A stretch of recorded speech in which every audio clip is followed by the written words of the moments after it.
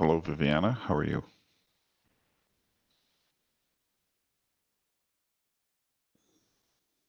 Hi, I'm good. How are you? I'm good. You sound tired. Just, Yeah, I'm still laying down. hey, I don't blame you. I do understand, and I know we've talked about it quite a bit, but how this has been. This is less than ideal, or it's not what people are used to with regards to going to school. But there are some advantages to not having to, especially as we get colder weather, getting in a cold vehicle or taking public transit to get to school. And Yeah. so I'm actually very excited about the fact that I don't have to drive to work in the winter anymore, at least this year. So, hello, Regine. Darn it, Viviana. We were just talking about Regine behind his back in front of his face, right? Good It's a morning. joke. It's a joke, Regine. Okay, it's too early in the morning, and it's 9 o'clock your time. Amy, Amy, we're gonna have to have a little talk. This is the second time you showed up. Third. 9:03. Oh my God. 9:03. It's 8:03 where I am. That's Okay. too early. Just be glad that I don't turn on my webcam because it'd be an early Halloween scare for the rest of you. All right. It's like, yes. So, well, this is being recorded. You people showed up on time, and I have the midterm exam in my hands here, and we'll go over various points. So if somebody hasn't shown up, they can listen to the recording. Okay, so in this particular, oh sure, oh no, I do all the talking. You sit there, you'll be able to get good sleep. Okay, what is your question, young lady? Are there any reviews that are available to us? Not for project management. Okay. For our other class though? Well, there's the study guide that you have. Okay. All right. There's no study guide for project management. I asked them about that. Oh, Okay. what they said was this: the quizzes are your study guide. Well, we can't see the quizzes. Oh, okay. Well, that's what they told me. I don't think so anyway. You can't see your answers. Yeah, you can't go back in after and see each and every question and what the answer was. Okay. Well, okay. Well, today will be um like I just got the midterm exam like half an hour ago, so we're gonna go over it. And so this is this is what I have to offer. All right. There's no study guide. I specifically asked them about that. So, all right. I'm not sure if I really answered your question the way you wanted to hear it, but that's the answer.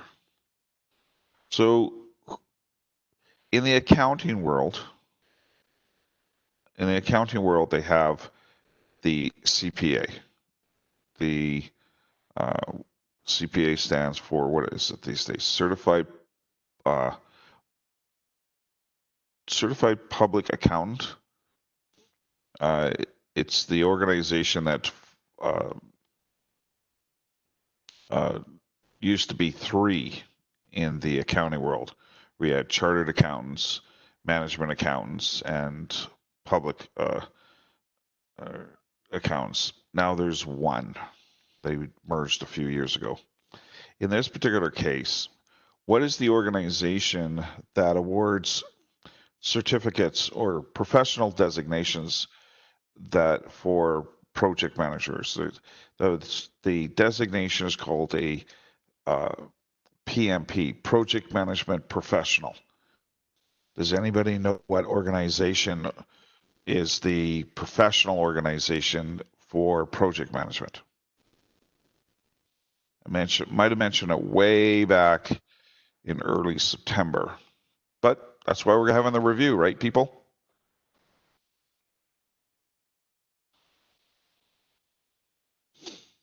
Anybody? That's fine. I didn't honestly expect you to know this. Would it be PMI? Regine knows it. All right. Yeah, so what does PMI stand for, just out of curiosity? What's the acronym? Project? The first two should be... Yeah. The first two should... Sorry, I keep cutting you off. Project management.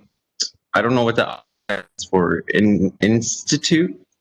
That is correct. Yep. Absolutely.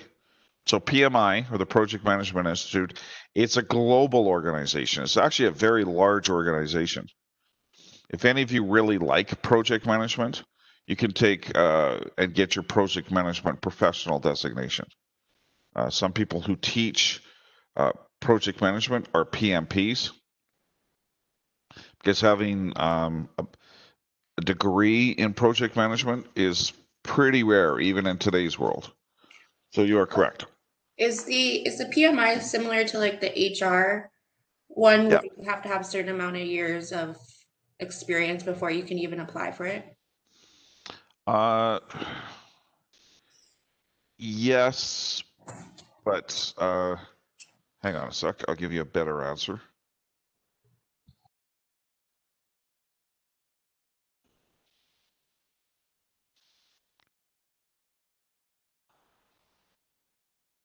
I'm not sure that it's particularly long. Like, it's a little bit like being a PEng, where you have professional engineer. Okay. Yeah, the HR one is like you need 8 years of experience before you can even think of applying for it. Oh, no, not to the best of my knowledge. Hang on a sec. We have time today.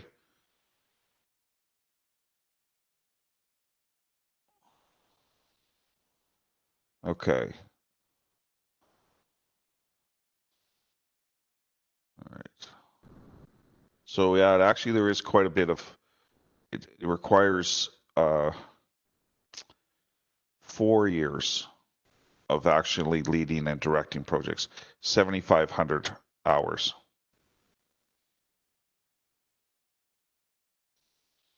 Yeah. And more, I haven't really talked about it, but it's more and more required. There's been a major shift in project management because project management has not been well done. As far as projects failing. And so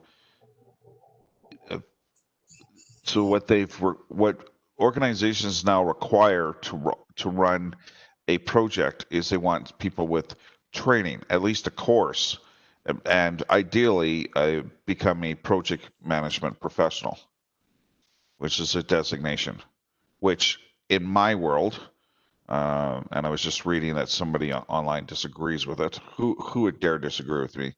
But it's one level below. It's a level below having a master's degree in project management. It's the biggest advantage though is you have real world experience. So about 4 years of running projects, but you can take courses while you're doing that. So it's not 8. Like you're talking about the, what is it, CHR, Canadian Health, Canadian or Human Resource Professional, CHRP, something like that. That's what you're talking about, Amy? So I believe that's what you're talking about. So PMI, they are the they write or are responsible for something called the PMBOK, the Project Management Book of Knowledge, and they update about every 3 or 4 years.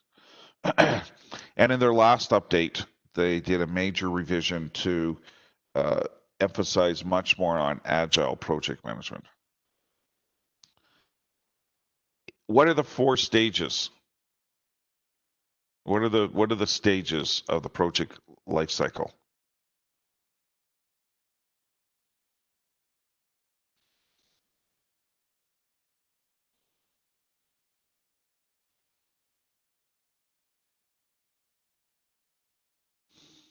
First one is the ideation or the concept phase. I'm not even sure what your book calls it. So this would be in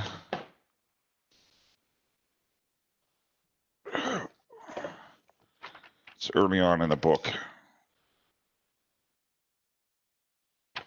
Chapter 2, I believe.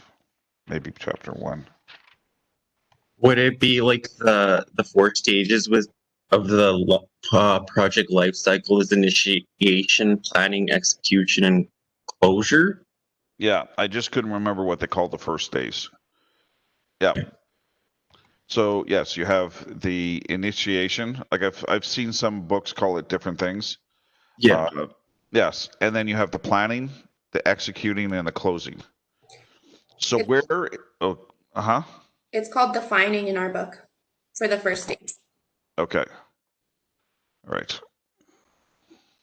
Oh yes. Okay, I see it now. In a later question. All right. So understanding the project management lifecycle is important. So where is the actual work done? You people right now in this class at this moment are in which stage? Are you in the defining, the planning, the executing, and the closing phase? Executing? You are correct. That's where the work the actual work is performed. Now,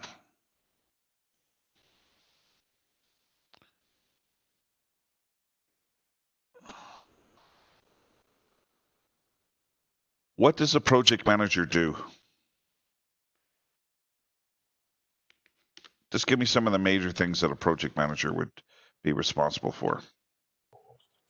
Delegating work to other people. Okay. Yep, delegating. Mm-hmm.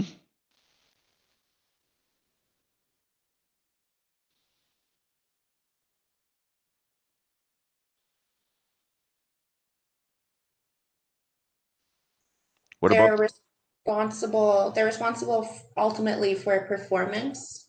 yes. Mm-hmm. The 3 binds. They're responsible for performance. They're responsible for what else? You're right about delegating. Mm-hmm.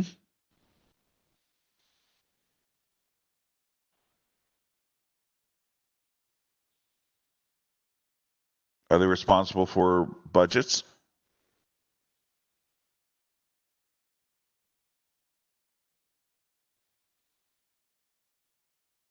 If the project goes over budget, who's the person who gets the blame? If the project's under budget, who's the person who gets the credit? The project manager. Right. Do you think that the project manager is involved in the work breakdown structure and especially the network diagram that we talked about? Yeah, they help to define the goals. They do, and they also are very much responsible for executing the project. They're coordinating team members. Boss, what do we need to do? Or like if you use the idea of building a house, you have somebody called the general contractor. The general contractor normally doesn't do any hands-on work. Normally, some of them do, depending on their trade or their experience. But the general contractor makes sure that the plumber comes in at the right time. Make sure that the carpenter comes in at the right time. Make sure the electrical is done at the right time. Even pouring the cement. I didn't realize this until I had a house. I've actually had 2 houses built. I didn't realize that the pouring of the floor in the basement, like they pour the walls, right? They pour the foundation walls, but the pouring of the floor is actually one of the last things that they do. and I didn't know that, but they don't. The project manager coordinates all this. Okay, we've got these people coming in on this day. We've got these people coming in on this day. This happens. When do we, like, one of the very last things that they do is put the rug or the hardwood or whatever, the flooring on, because people are walking on it, right? People are walking on it, uh, so just before, literally a couple days before people take possession, the people who go in and install the flooring, the rugs or the hardwood or whatever it might be, uh, they they are responsible for that. So yes, coordinating is a big aspect. What is the order? What is the correct order for the project lifecycle?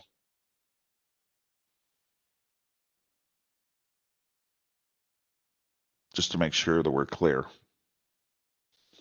Of the 4 stages. What do you do first? Define. Right. What's next? Planning. Yep. Somebody else. Come on, Regine, help her out. Crystal, Executing you are correct. and closing. Thank you. Good. I'm just trying to get more people to participate, so it's all good. Jump in whenever you want. All right.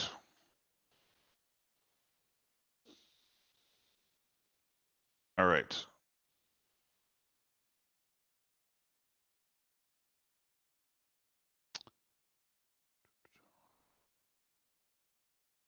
All right. I'm just reading. Like I said, I got this half an hour ago, so just bear with me. There's some questions that are, I know we've talked about over and over and over again.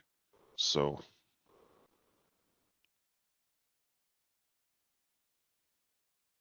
why does a project manager need to understand the organization's mission and strategy?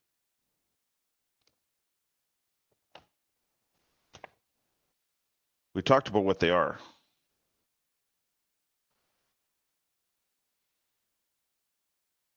Why do you as an individual need to understand what your mission and your strategy is?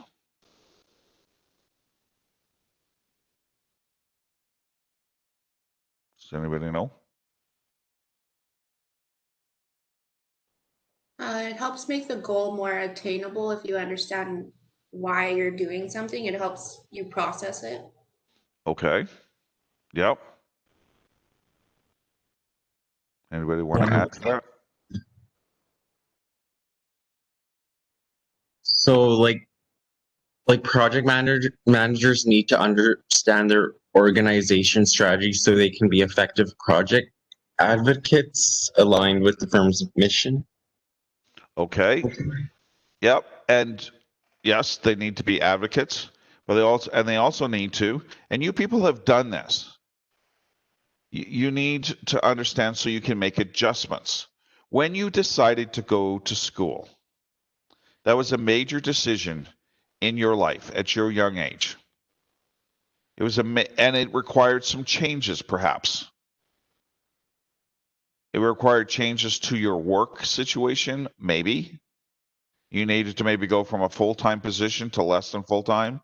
Maybe you had to change jobs. Maybe you had to physically move. You had to move from wherever you were to maybe one of you is within walking distance of the college. So you didn't even need a car. I've had students physically move so they could walk to school. They were thrilled. I remember this, so because you have that mission, you adjust so that you can continue to. Just like if a student in this course decides that they want to do something different, that they don't want to take this particular program or this particular stream of courses, then they will make changes to obviously the courses they'll take, say, in the winter term. So yes, you need to kind of know where you're going to make adjustments and how to get there. All right.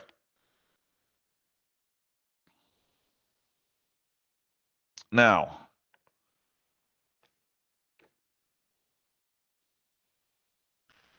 all right.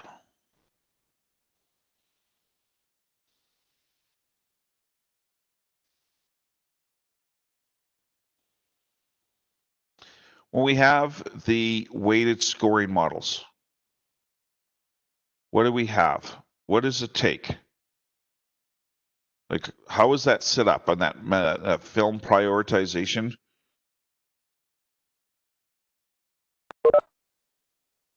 In the film prioritization, when you completed, what information did you need?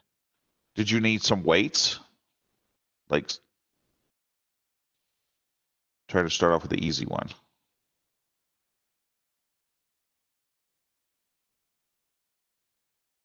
Did you have some numbers in the film prioritization?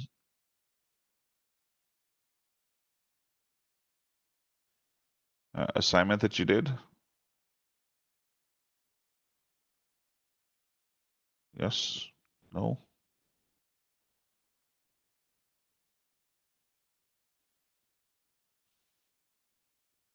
What information did you need or have to be able to complete that assignment? Like scores, so you can Yeah. set how much they're worth or something. Yep. You had some numbers. Yes. You had a weight and you had a score. So I can't remember the numbers, and it doesn't matter. But I remember some of them were like 0, 1, 2 or 0, 1, 2, 3. Now, so you had some numbers. You had some scoring. Each criteria had a different weight. I mean, I could look it up, but it doesn't matter what the weights are.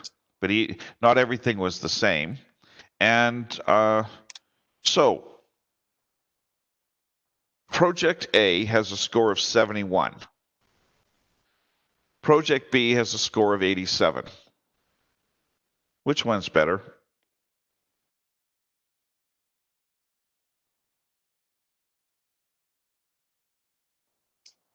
The 80s, the higher one was better because it met more of the objectives, like the wants and the needs. Perfect. Yep. Okay. Who is a project sponsor? We didn't really talk about that. So that's also part of why you came, you got up, or maybe some of you didn't get up, but you actually came to class today. All right. So who is a project sponsor? Like a Um, financial sponsor. That's part of it. That is definitely part of it. Yes. in the textbook, it says project sponsors are typically high-ranking managers who endorse and lend political support for the completion of a specific project. Okay. You need a project sponsor. I do not believe I mentioned this at all in the course. But you need a project. They are the people who get the project approved, and just think about it. They support the project. You need somebody to do that. The project sponsor may not be the person who the project is even for. There may be a new accounting software program they want to implement, but the project sponsor may be the vice president of finance or something like that, although that would kind of tie in together. But they may not even use the accounting software. So yes, they're the person, they're a sponsor. So they make sure it gets approved and it gets supported. So there's, so you people in your own lives may have a project sponsor that helps support you in your schooling. Wouldn't be unusual to have that.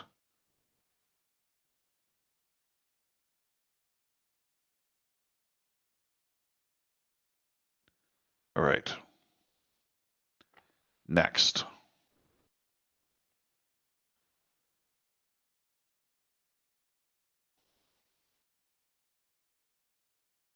What is the first part of the I'm trying to think of how I can word this without just telling you what the answer is. Just bear with me for a sec.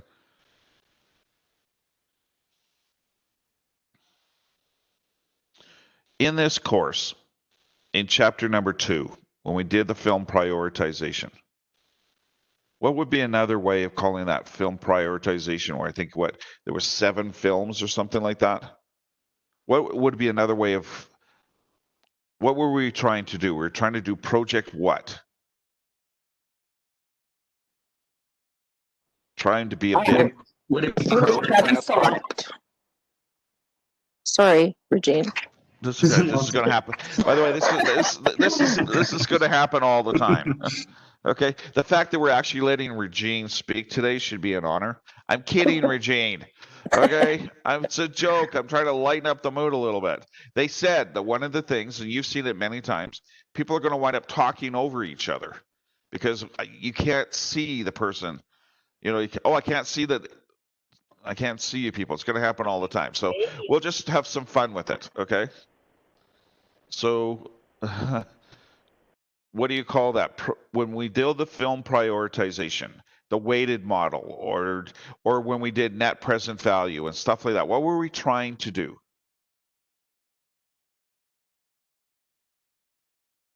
We were trying to rank. Right. With what purpose? What's the purpose of the ranking? Find out which film fits with the objectives that we were looking. Okay, I'm looking for a specific word, so I'm going to be picky about this because I can. Starts with an S. Selection. Thank you. Yep. You were going through all that process to try and select the project. That filtering process, whatever you want to call it. Prioritization. All right. Now,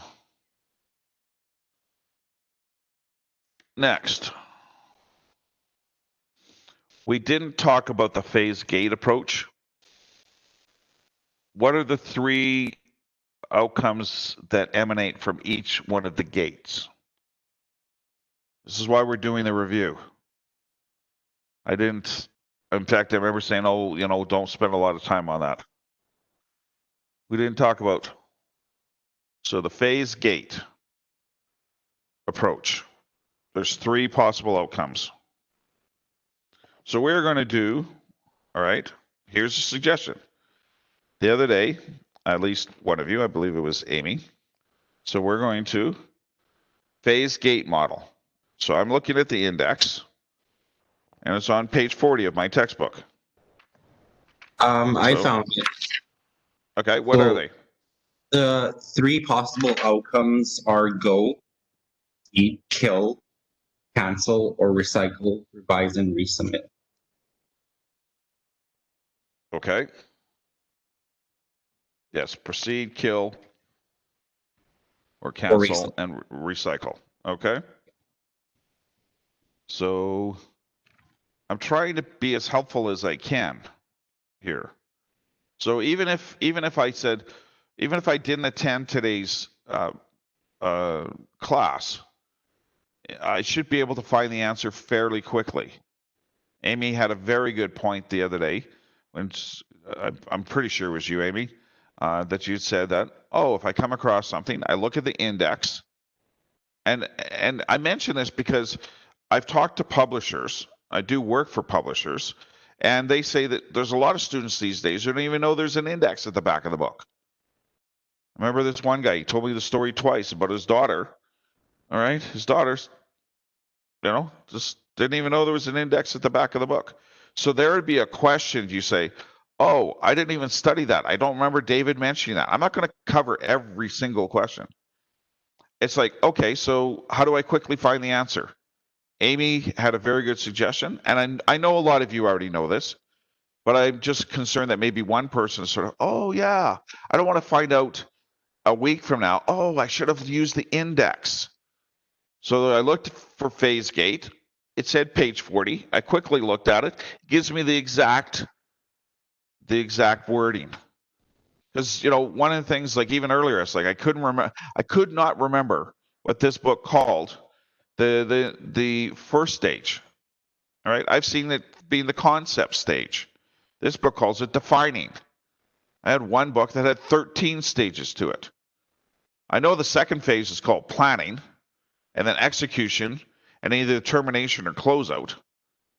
But I couldn't remember what this book called the first. So you guys help me out with that. Like, it doesn't really matter. And, you know, different project management books use different wording, but they all go by PMI, the Project Management Institute. Excellent. Well done. Now, and some of these questions in most of the test is multiple choice, by the way.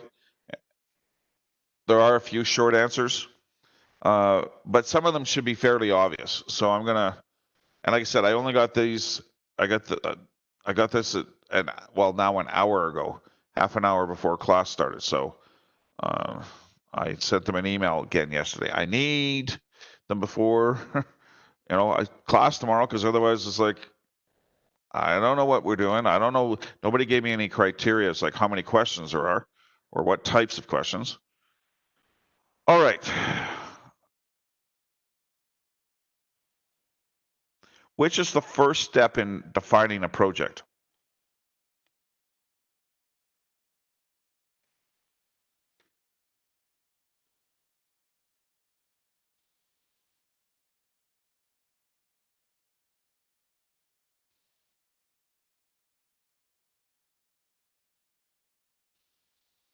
What was the first thing you did when you started to think about going to post-secondary?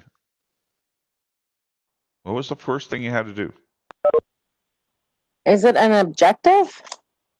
Oh, you're very close. You're very close. A goal? Okay.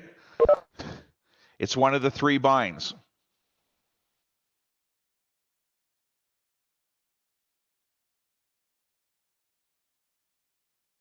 The budget comes after. The time comes after. What comes first? Planning. No, before the planning. Before you plan to go to school, you had to have something else before that. Planning is the second step. Research. Nope, you do that second. Good try. No, this is good, people. Just tell us. Just tell us. David, could you come online on Tuesday and we can have a group think on this? It's like, yes, which would be cheating, which we don't want It's a to do. little upsetting because it's probably an easy answer and none of us can answer it. You know what? The easiest questions are the hardest to answer. Students outthink each other. I can't tell you the number of marks I've seen students. It can't be that easy. Yeah, it is. When you went determined that you were going to go to school, the first thing you had to determine was what you wanted to do, which is called scope. Did you want to get a certificate? Did you want to get a diploma? Did you want to get a university degree? What is the scope that you had? And then the time would be the time that you would have would be the other bind. And then from the length of time would be the budget. If you're going to school for 2 years compared to 4, there's a big difference in how much money you're going to spend. But the first thing you had to determine is what do I want to go to school for? Some of you I know you've talked to me. Some of you, you were not sure as to what you wanted to take before you came to school. Some people know exactly what they want to take. Some people have, since they were a kid, wanted to be an engineer or a doctor or a nurse, or in my case, I never once thought about anything except taking business courses and commerce and things along that line. That was always what I was interested in. And so that was what my focus was on. So I never had that, dissonance with should I take, but I did when I was in my, I went to university to be a computer programmer, and then I changed my mind. And I knew I didn't want to be an accountant, and I liked finance, and as it turned out, I liked healthcare administration, although I didn't do that for that long. So you have to determine your scope. If you don't, it'd be a very different world. Just think about this. What if Shelby decided, you know what, I want to be an electrical engineer? All right? Shelby's world just changed. I don't know that you can take the courses to be an electrical engineer in Portage la Prairie. So, all right.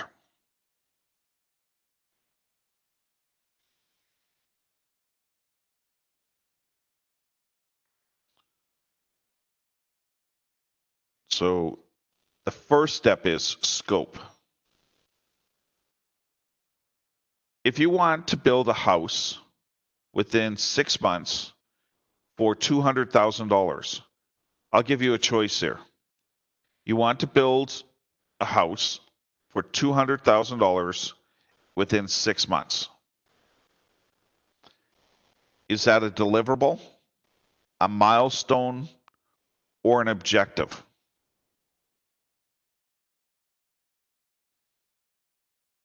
An objective.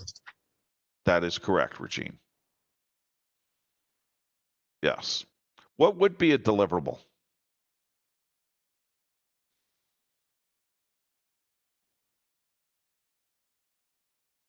Or a milestone?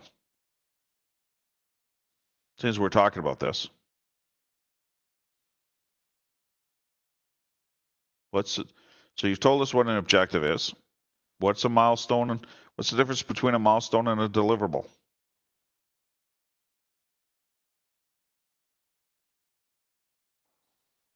Isn't a deliverable like a part of the, like something that's already done? Maybe I'm not wording it right. Okay, no, it's a good try. You're partially correct. All right, It and that's says what in the textbook, it says the deliverable is the expected measurable outputs over the life of the project. Right. So, what's the difference between a deliverable and a milestone? Milestone is a significant event in a project that occurs at a point in time.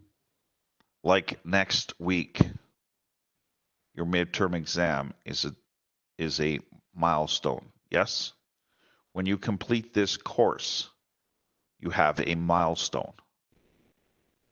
Yesterday, I've been working on a finance textbook project since August, and it was broken into 4 sections, 21 chapters, 4 batches. So each chapter would be a deliverable, but once it was broken down into basically 5 chapters per batch. So the objective was to complete the project. I was given deadlines. My deadline is October the 19th, which is Monday, to do the 21 chapters. And they'll pay me a certain amount of money for that. So each chapter would be a deliverable. But I didn't go and submit each chapter individually. I submitted the 5 chapters all together. So when the milestones would have been the 4 batches. Yesterday, I completed the final batch. I'm very excited about it. I'm going to check it over one more time, and I'll send it to the person for Monday. So that was a milestone when I complete a batch. The objective was to complete the project by October the 19th, and that will be achieved. Yes. So but each individual chapter is a deliverable, but the batch is a milestone. So next week, I would say to a degree, your assignments, especially if they're worth, say, 5%, those are deliverables. But when you have a midterm and a final exam, as it seems most of your courses are set up that way, those are milestones. Yes, and your objective is to pass this course and get at least, say, a C plus or a B or whatever your objective is. And to complete it by December, whatever date, the 18th or 19th of December. All right. Next. Number 16.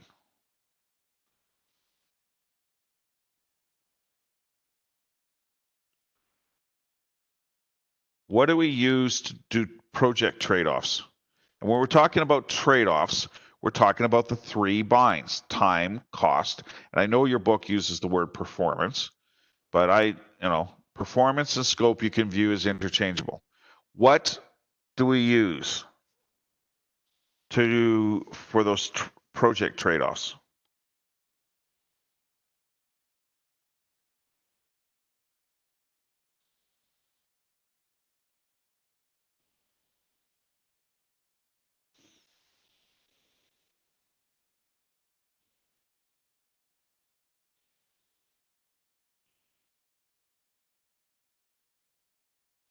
Right?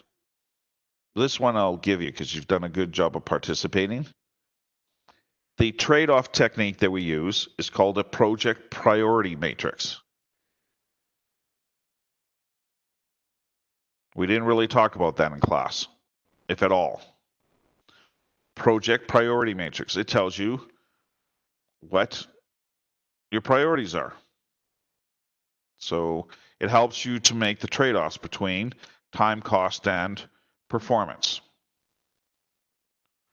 What is the final step in the 5 for defining a project? By the way, you'll find with me, the more you participate, the more I'll help you out. So what is the final step in defining a project?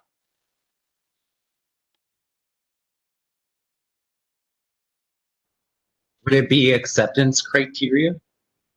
No, we're in the defining. Oh, We're in defining the project. Basically, what we're doing is creating the work breakdown structure. That helps.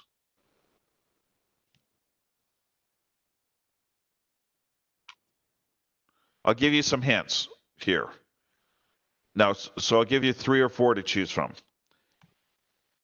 There's 5 steps when defining a project. Assign the cost, assign the work package to somebody, develop the responsibility matrix, or code the work breakdown structure. Which one do you think is the 5th one?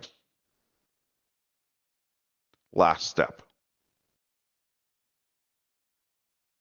Cost in and out, assigning it to somebody, developing that responsibility matrix, which you should all remember from your assignment. I think you had an assignment on that. Anyways, you remember that, where we did that. And finally, coding it. Like, what do you think is done last?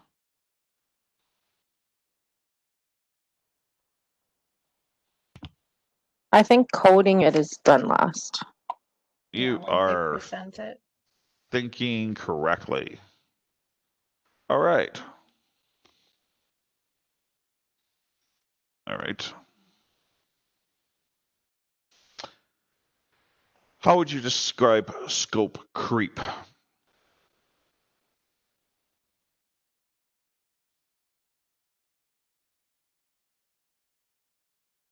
How would you describe scope creep?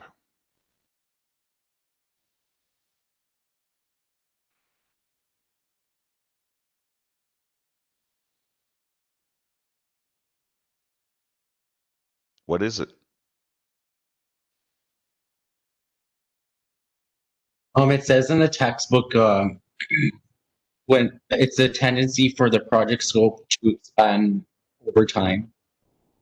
Sorry, you cut out there for a second. A tendency for a project to do what? For the tendency for the project scope to expand over time, usually by changing requirements, specifications, and priorities. Exactly. Yes. The project just gets bigger and bigger, or changes from what you originally intended to do. I used to give a case about a military vehicle, and the final product looked nothing like the original scope requirements. Not, yeah, it's a famous military case where, yeah, it's called the Bradley Armored Vehicle, and it's a really good example of why we need project management. Okay.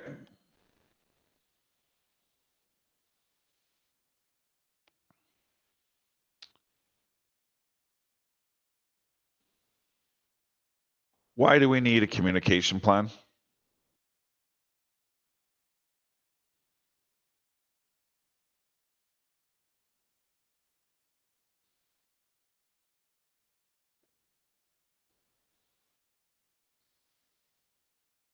Why do we need one?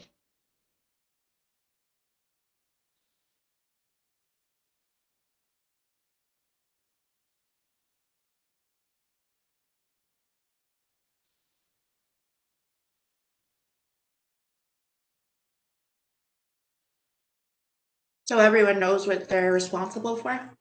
Okay. Yeah, that would be, I would put that a little bit closer to the responsibility matrix, but that's definitely part of it. What are we trying to do with a communication plan? Remember, you saw the matrix of it, or the chart of it, and in this particular case, we would have information goes to the vice president via email. Information goes to the frontline workers. We have daily meetings if it's agile project management. Why do we have that kind of document? So that people can see how the communication goes. Because in a project, you have verbal communication, like what you and I are doing right now. You have written communication, which would be like the PowerPoints and things along that line. You have audio, like there's email. I've communicated with you via email.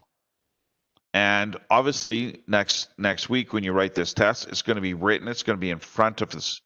It's going to be in front of you on the screen to be able to answer these questions.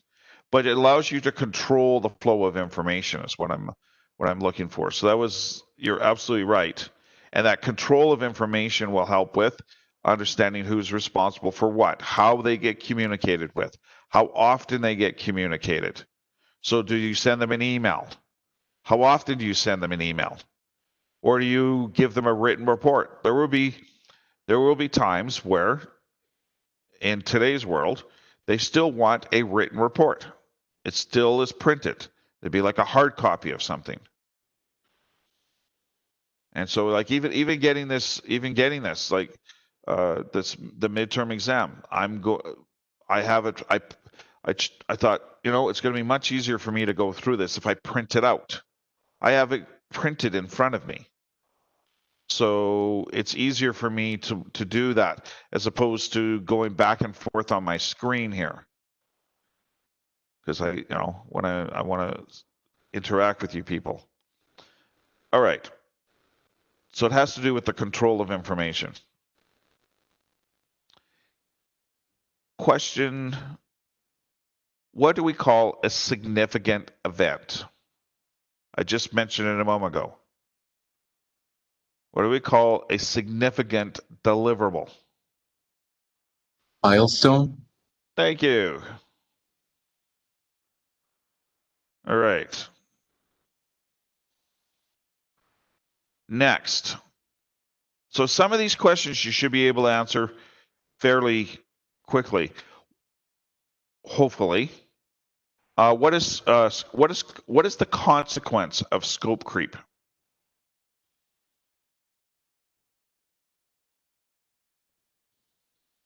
Your budget can go up. Right? Yes. So you definitely have cost overruns. And what other of the three binds does it? What other of the three binds does it affect? You go over budget and Maybe like a time extension? absolutely correct. Great answer, people. I'm going to make an executive decision. We are approximately halfway through our review, according to my number of questions. And I want to take an 8-minute break. So we're going to take an 8-minute break. I'm telling you we're taking an 8-minute break. So go get yourself a coffee or whatever, and we'll come back in 8 minutes, and that will, refresh our minds. So we'll see you at night. 10 o'clock your time. Okay.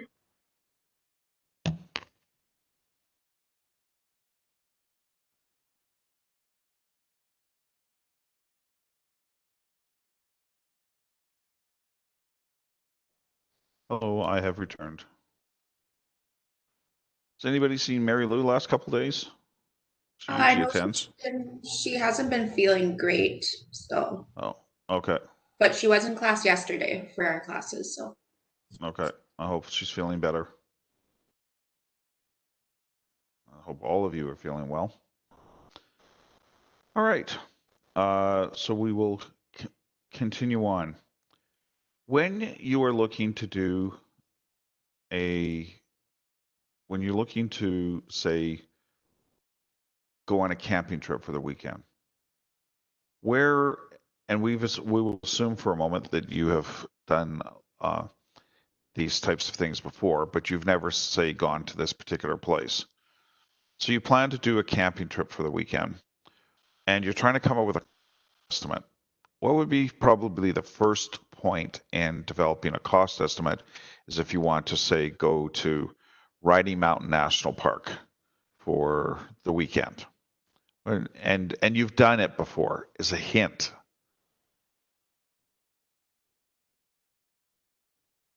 Some of you, or something other project that you've done. You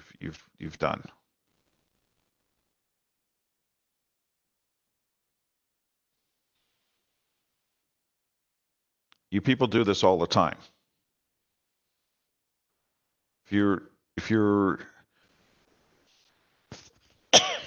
you ask somebody to build a new house for you, where do you think the builder can give you a rough estimate? Where do they get that information from?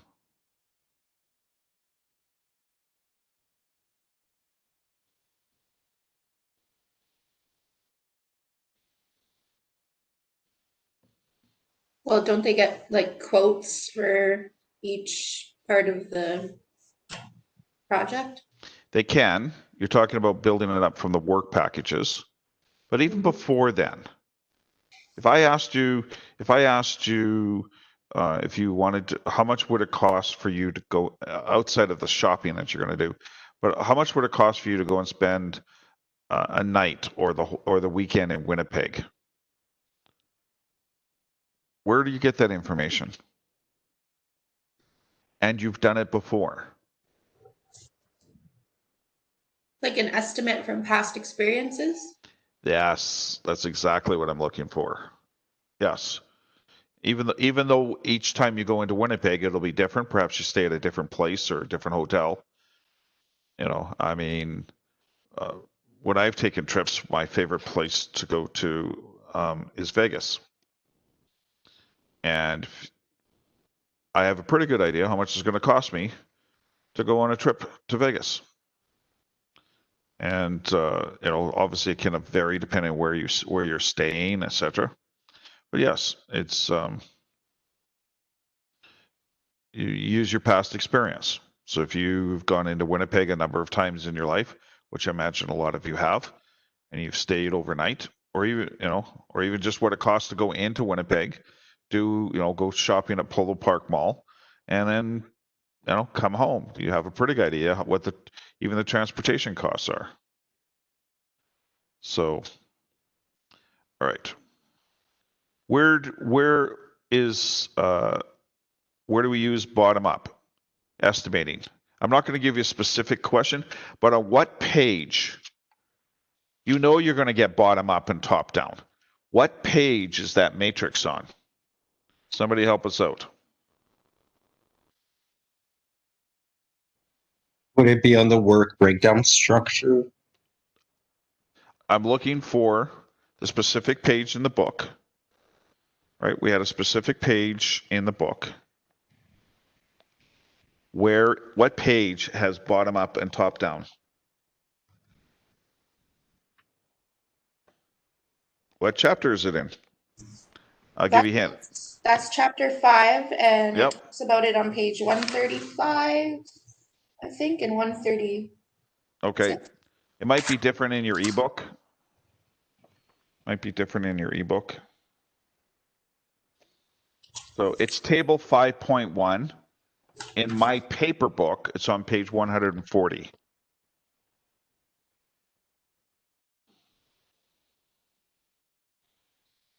So rather than going through that, I'm sure you people are quite capable of reading.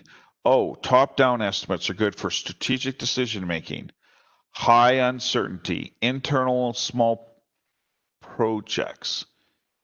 There's no lines, yes. And unstable scope. Bottom up is good for, I don't need to go through it. So just make sure you have table 5.1, which I know a lot of you would. But I would have that somehow in my notes. I would have a sticky note on it to easily be able to find that. So rather than going through it in detail, one of the beauties of this, you people should say, oh, well, I don't have to memorize anymore. I can just, table 140. Rather than memorizing all, what is it, 7? I don't have to memorize that anymore. I can just look it up, which is honestly the way that I would do it if I was working in industry. They just want you to get it right. All right. So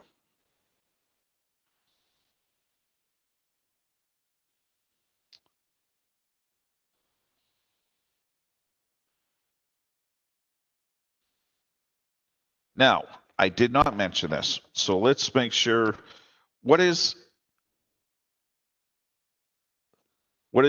function point?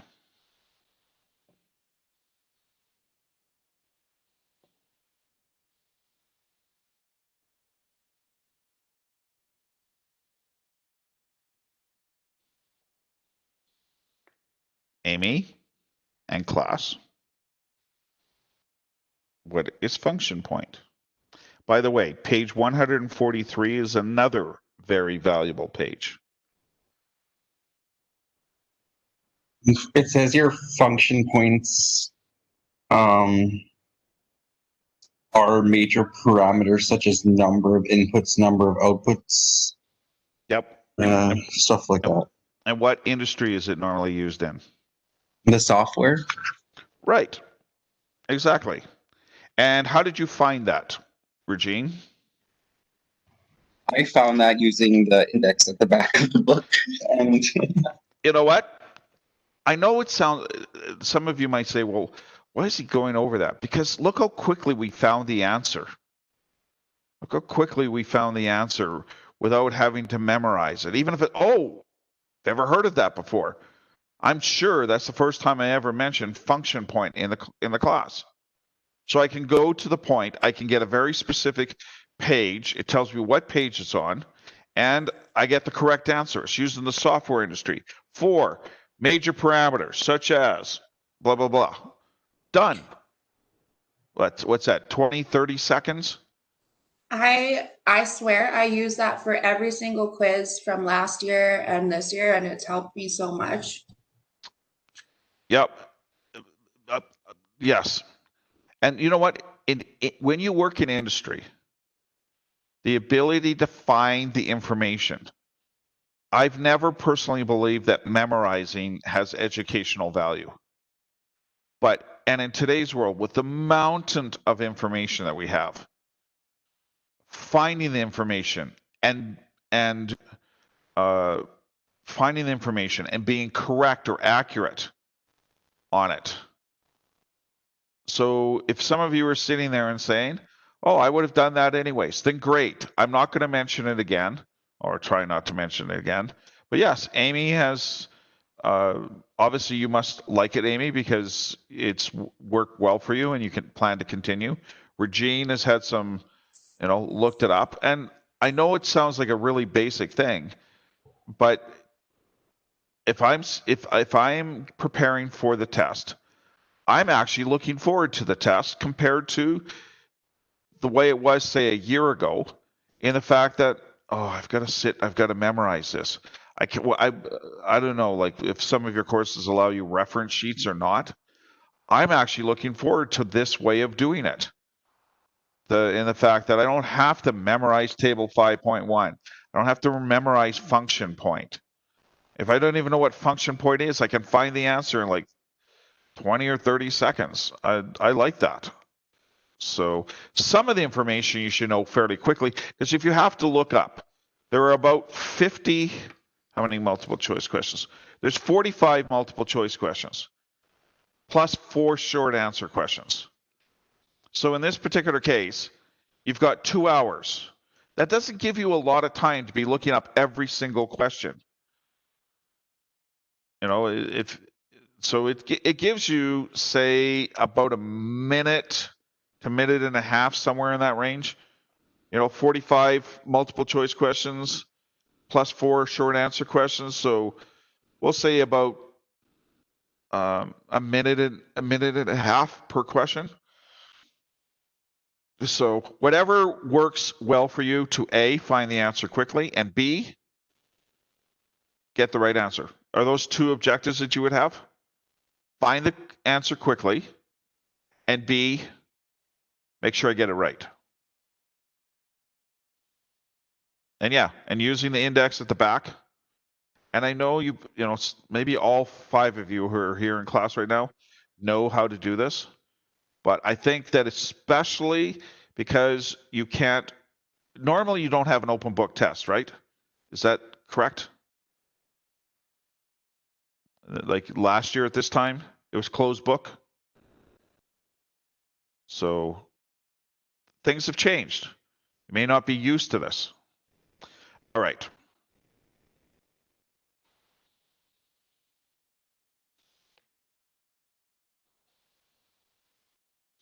What are some of the type of costs that are included in an estimate?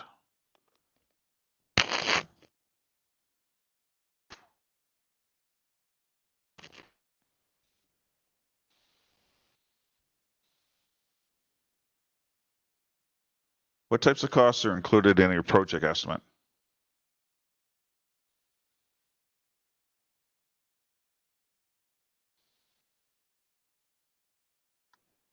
Would it be like direct costs and overhead Yep, costs? that's one of them. Direct, Okay. overhead, administrative costs, labor. All right. That should be hopefully something that you, say, oh, I could read that question and get that without necessarily having to look that up. So that takes me 10 seconds instead of, longer. In your assignment on chapter 5, you had 2 questions in there. The first question was when you were asked to calculate the total cost. So you took the labor, multiplied it by the overhead, and added it to the labor to get the total cost. In the second question, you had a total cost. Remember that couple? She was, I believe, an interior designer and he was a plumber or something to that effect. I mean, you remember that one? And there was I think there was $500,000 for that, $500,000 for the entire project. And then they gave you that tree with the percentages. What is that tree with the percentages called? What kind of method is that?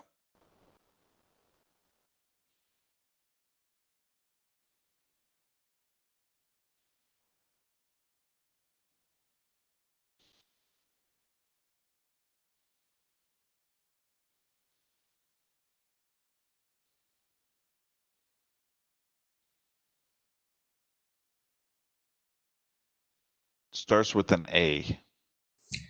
It's the apportion method. That is correct. Yes, that's the apportionment method. Perfect.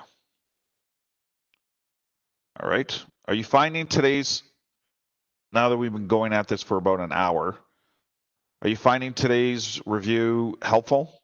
Am I achieving what you had hoped to? Yeah. Yeah, I actually remember a lot of it, so it's good. Retaining Okay. something magically. Okay. All right. Well, that's good. It also part of it will tell you where you're at. You know, where you're at with your studying. So anybody else, is this a waste of time for some people? Are you finding value in this? No, I really like it. Okay. 'Cause It's great. okay. All right. Thank you.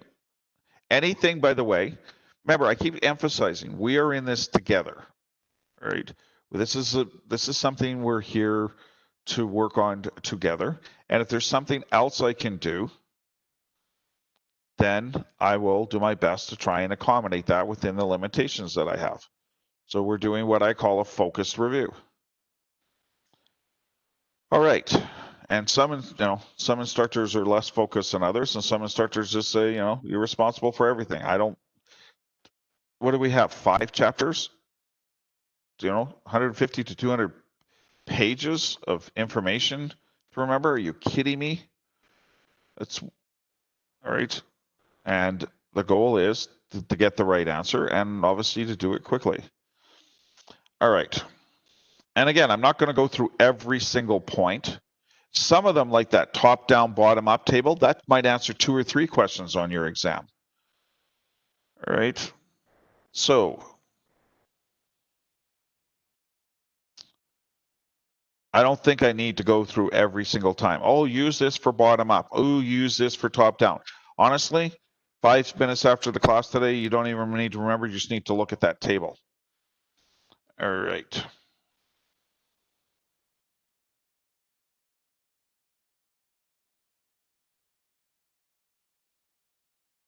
If you want to create an archive of data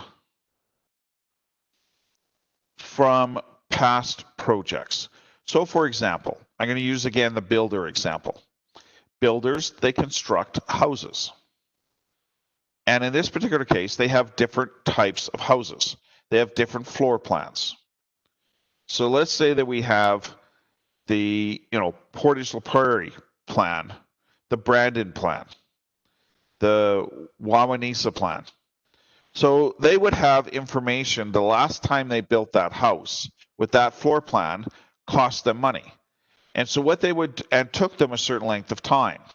So what they would have and develop is something called a time and cost database. So they take that information, and these days, in the old days, it would be on pieces of paper. And if you have a customer who says, I want you to build me the Wawanesa floor plan, roughly how much will that be? And the company can go back and look very quickly. All right, we built that Wawanesa floor plan 3 times in the last year. Here's the range of costs that it has for the actual building and materials and things along this line. We're not making enough of a profit margin. We should have charged a bit more. And you would base that on a time and cost. And it took us 3.5 months to build the house. So you would do that with a time and cost database. Because it would have what in it? How much it cost you and how long it took to do it, right?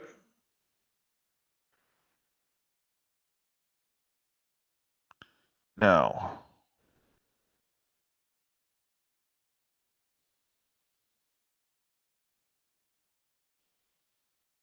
what do you call the arrows on our activity on node diagram? What do they represent?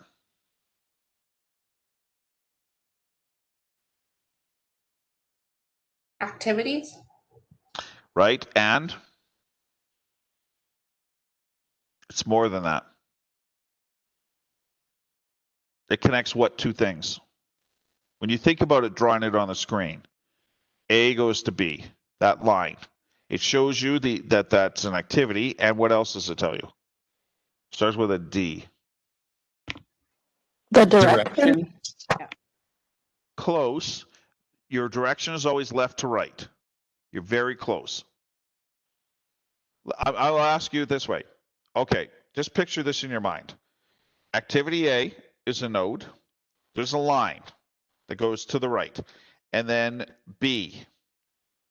So that line tells you there's an activity between, A goes to B. Does A go to B or does B go to A?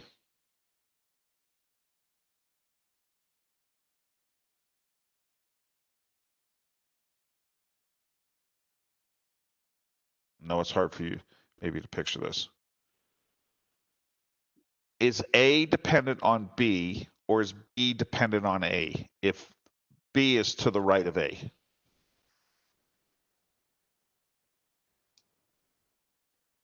Would it be called, like you said, like a predecessor activity? A is the immediate predecessor. B is the follower, but B is called a dependent activity. So that line shows not only the activity, but it also shows the dependency. B is dependent on A. A is not dependent on B. So the activities to the right are dependent on the activities that are immediately before going backwards to the left. Does that make sense? I'm Is probably that not explaining this very well. Sorry? Is that also called a successor activity? Yes. Okay. But Yeah, it's on page 173. okay. But B is the dependent activity. That's the point that I'm trying to make, okay? What happens when you have, picture this, A, I can draw it on the screen if you want, if that helps. All right, hang on a second. Yeah, this doesn't really, does it have a,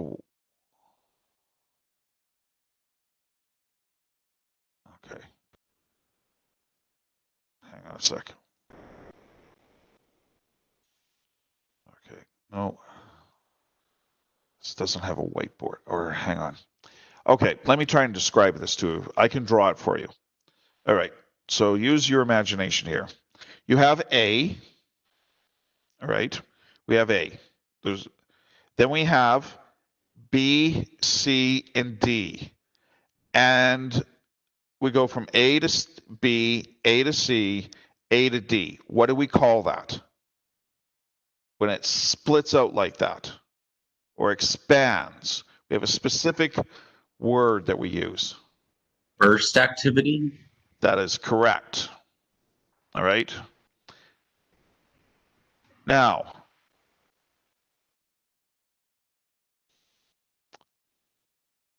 Amy, you just talked about it. I'm sorry, I wasn't paying attention. How would you describe to class or anybody what a successor activity is? An activity that immediately follows Follows what? an activity. Yeah, pretty much. Yeah, pretty much. Okay. All right. And so an example would, yes, it's a successor activity. All right. You know, it simply follows an immediate predecessor. So yes, it goes to the right. The predecessor is on the left, the immediate predecessor, and then it goes to the successor activities. Wasn't quite sure how to describe that. All right, now this was on your test because I remember putting it in there. How do I, or something like that? How do I find the latest start for an activity? What's the formula? Um, LF minus the duration. Yeah. Okay. How do I find earliest finish?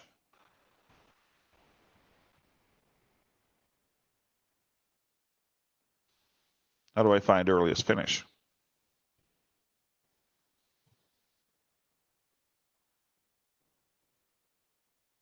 It's the early start plus the duration.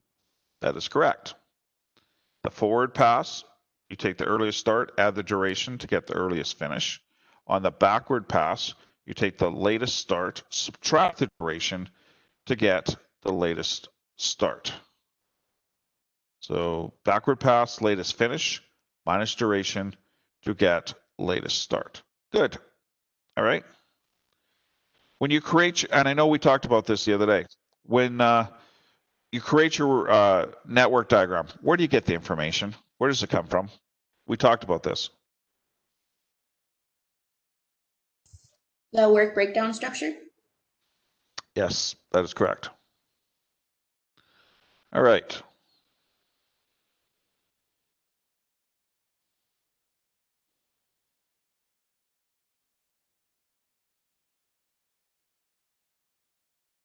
All right. Now, you should be comfortable with creating network diagrams. So there's a couple questions on that. One thing that I didn't talk about is sensitivity and insensitivity. Sensitivity and insensitivity have to talk about the non-critical path. So let me type this out. So let me make a note here. This is probably easier. So you have a critical path, 37 days. You have non-critical path. One is 36 days, and one is 35 days, and one is 34 days. So in this particular case,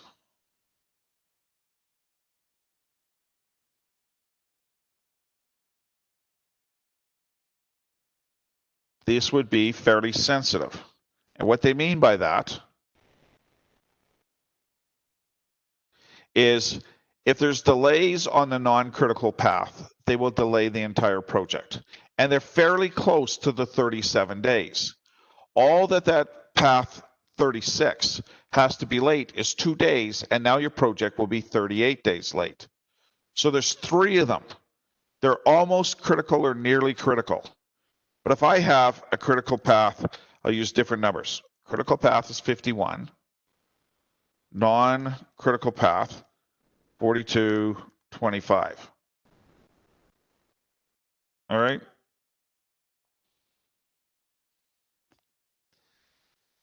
It would take quite a bit of delay, especially for the 25. And even for the 42, it'd have to be delayed 9 days before I have to start worrying about it. So that would be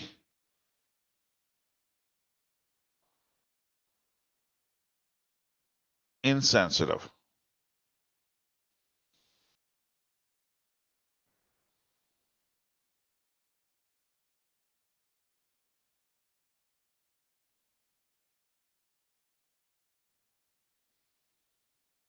All right.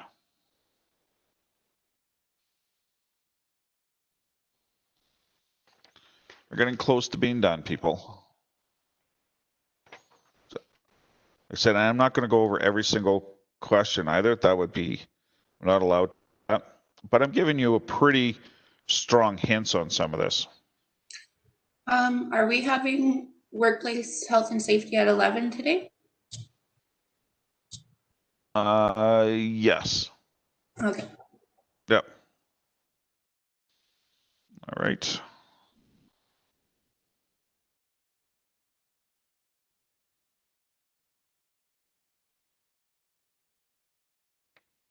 Now,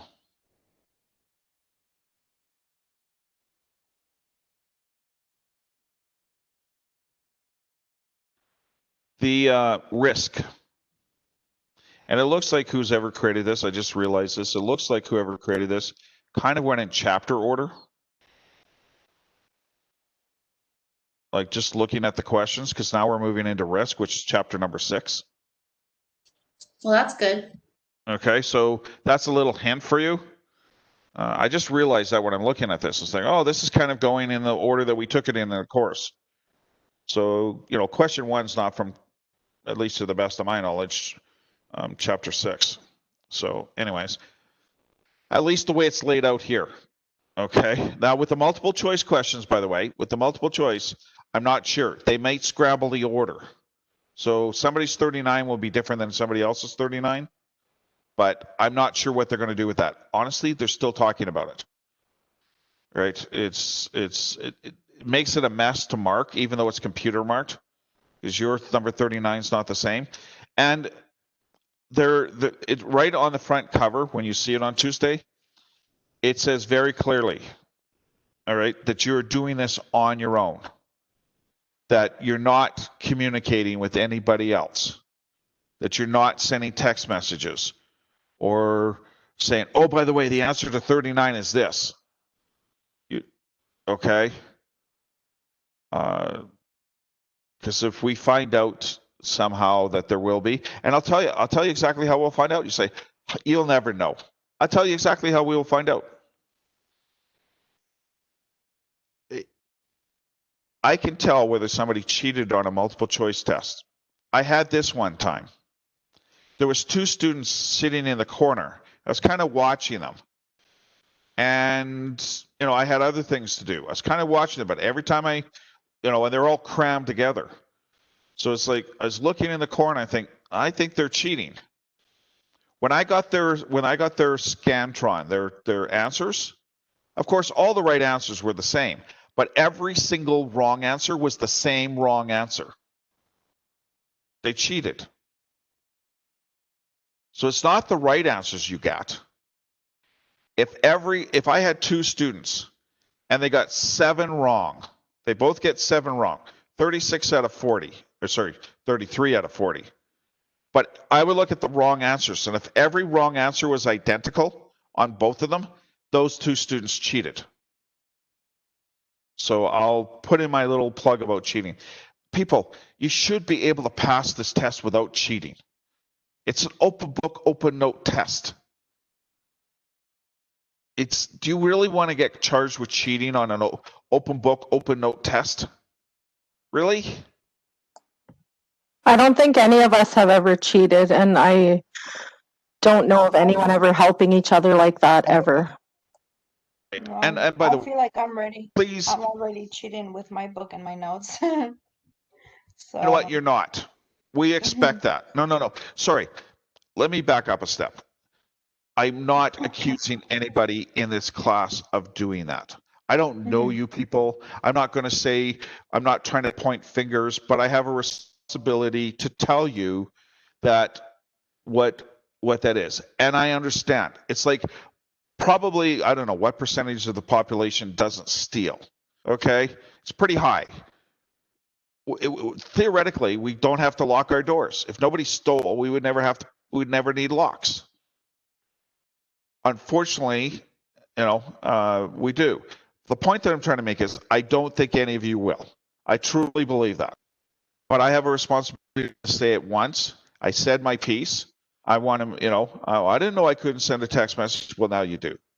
But using your textbook and your notes and what's between your ears is you're going to, I think, honestly, I think the class average will be really nice, like from your point of view. So I'm not accusing anybody of cheating. I don't think anybody would cheat. And I apologize if that's the way it came across. That was not my intent. All right. So hopefully I've clarified my point. What if you use Google?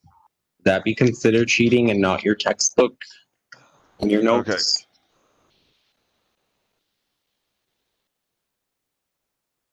Let's see. Let me see what it says here. There's a policy, S4, academic integrity policy. No collaboration is permitted in the exam. Cheating, unauthorized collaboration, and copying of questions by any means. It does not talk about, unless it's in the academic integrity. Like there's, yeah. I'm not sure that Googling the answers is actually going to help you a lot with this test. So I would encourage you to not.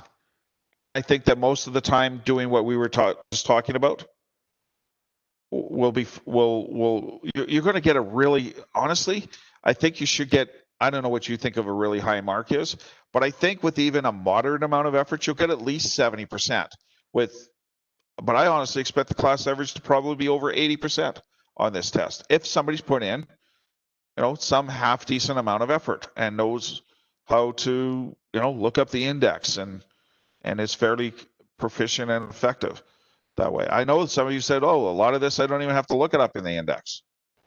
So to answer your question specifically, Gene, I'm not going to say you should or should not, but most policies would say that is cheating to Google the answers. But, you've got open book and open note. So that's, if this was a regular classroom or in room, I would expect the class average to be lower.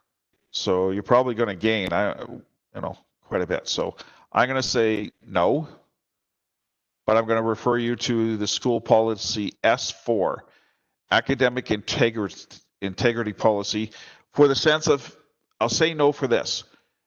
Normally, in a classroom, you would not be allowed to be sitting there with your laptop or your phone going on the internet to look for the answers.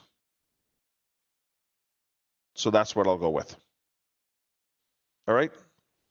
Makes sense. Thank you. All right, just to clarify. I mean, you don't want to do it innocently and then say, oh, I didn't know that was cheating. Just like a lot of students don't realize that collaborating, comparing answers is actually cheating. All right. So I don't know.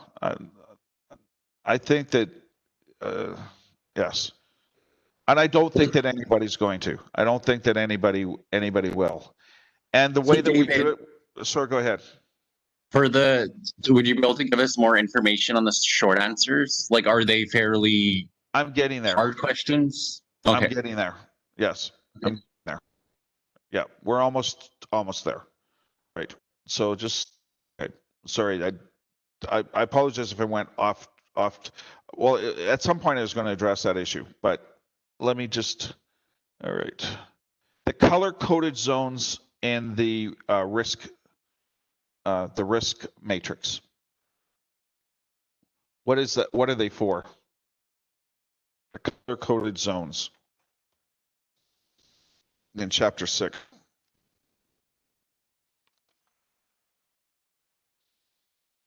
Actually, is that a chapter 7 question?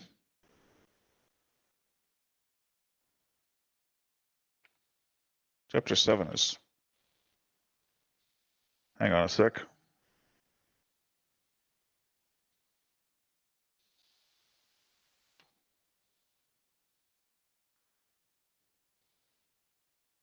Did we do chapters? Hang on. Let me look at my notes.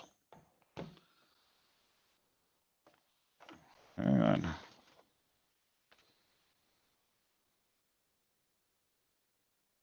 Chapter.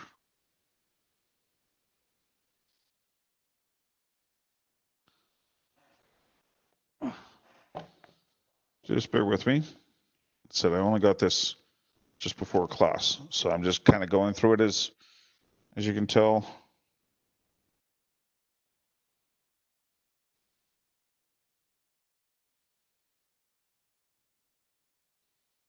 All right.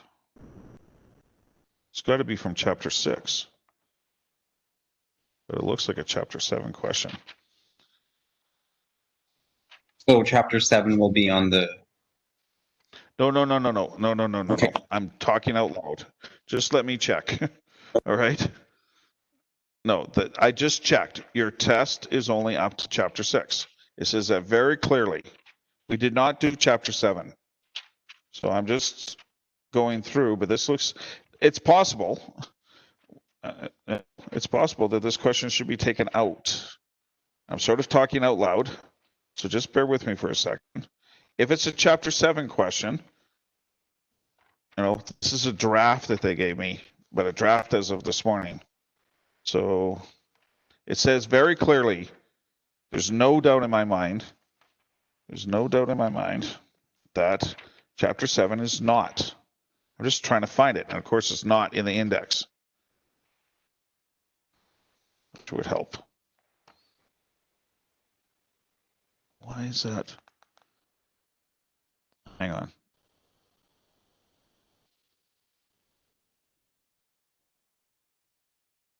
Yeah. Just because the next couple questions all look like they come from Chapter 7. But Chapter 7 is not on the test. It says clearly in the course outline. So just bear with me. Sorry. Said I just got this a few minutes before class today. We did not talk about risk.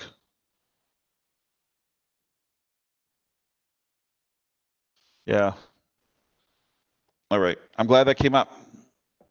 I will either take them out of your test.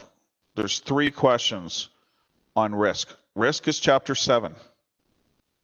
We did not do Chapter 7, and Chapter 7 is, there's actually 5 questions on Chapter 7.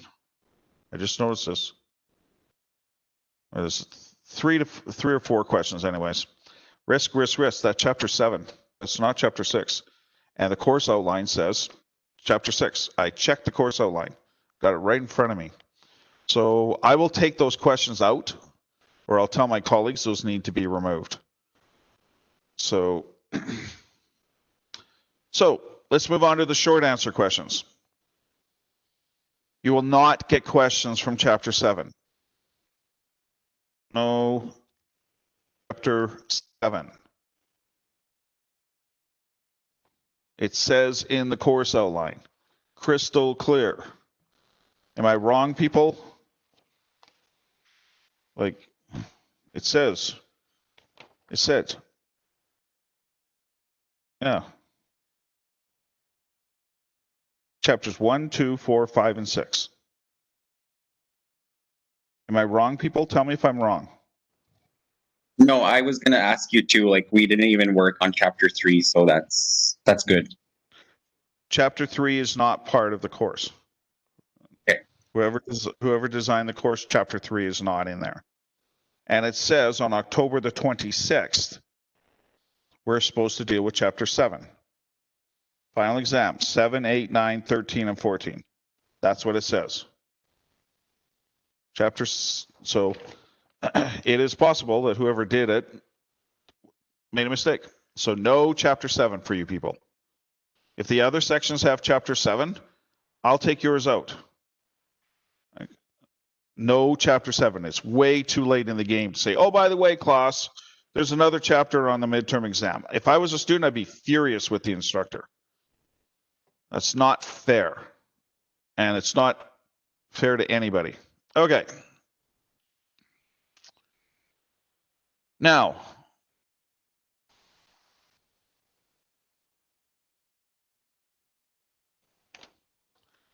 what's a check? These are short answer. What's a checklist?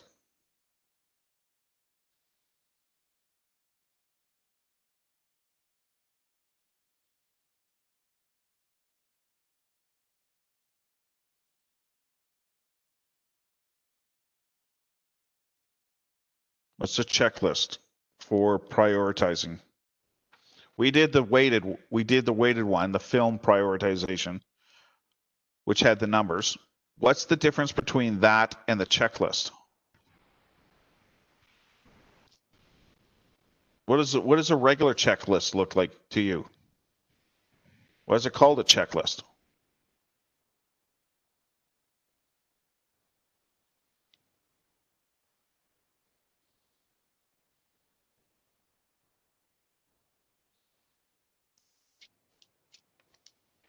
Does a checklist have any numbers?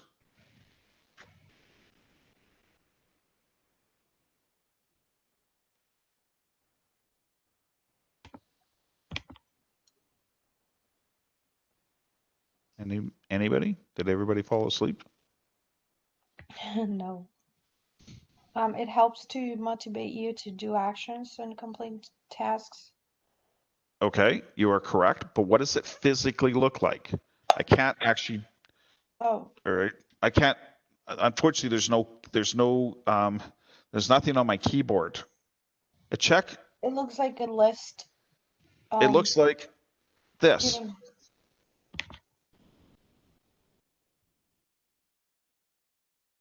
So you have objective A.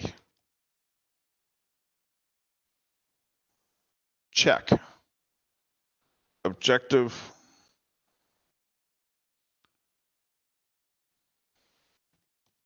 A. Check. Objective B. Check. Objective C. No check. A little tick. That's what I'm trying to show. With the little V, you know, a little tick, check. There's no numbers.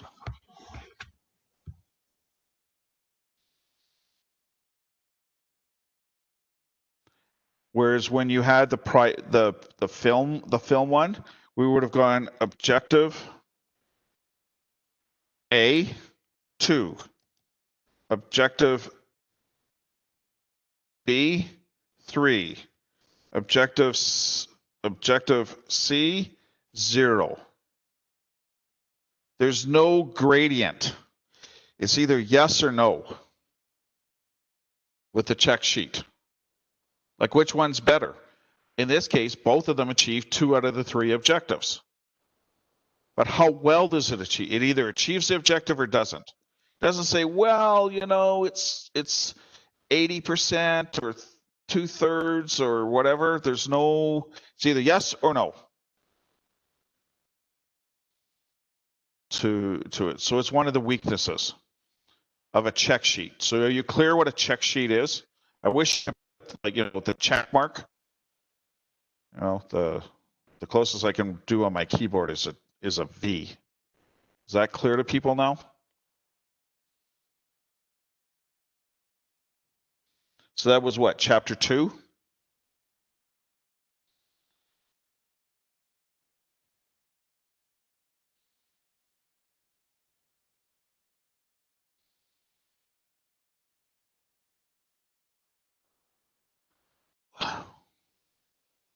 Your courses, your courses at Red River is like, I'm talking about all of your courses. Your goal to get your diploma, is that a project or is that a program? It's a project. project.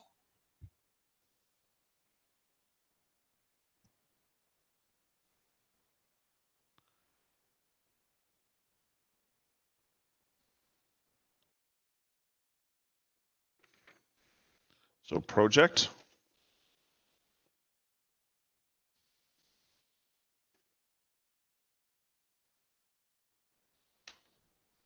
David, I have a question. Like, other people say project, like project. Other people say project. What is the correct way to say it? Actually, it's interesting you mentioned that because that came up on a TV show. Canadians say project. Yeah. Americans say project. Hmm. And I was asked that question before because when I started teaching project management, the school I taught at was DeVry, which is an American school. And my boss asked me that question years ago. He says, is it project management or project management? And a couple of days ago, do you know who Brian Burke is? The hockey commentator? No. Okay, anyways, he brought it up. And he says, Canadians say project management.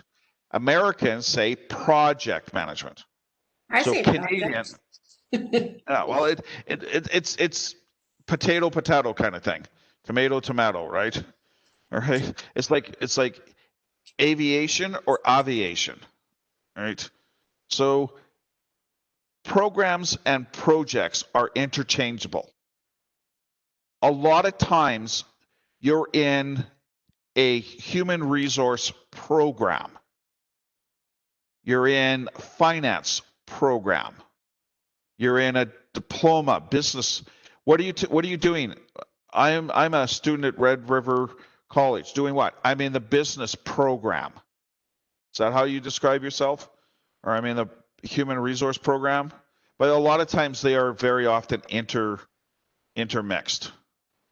So just to me, a program is like all of your projects together. But you're right.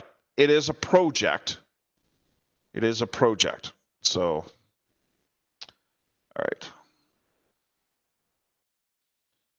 So that would be the kind of question that might be a bit fuzzy to answer. Like answers will vary will be the answer key that I have. How do you determine project prioritization?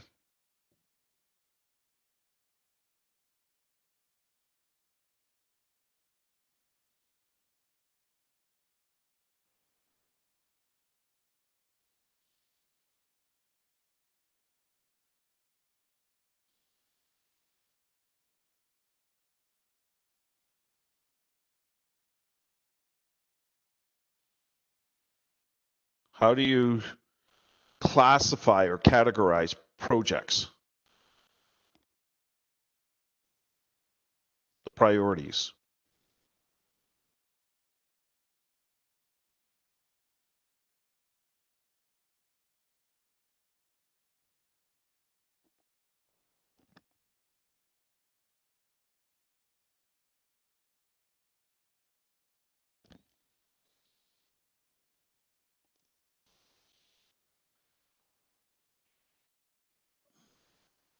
So in this particular case, you have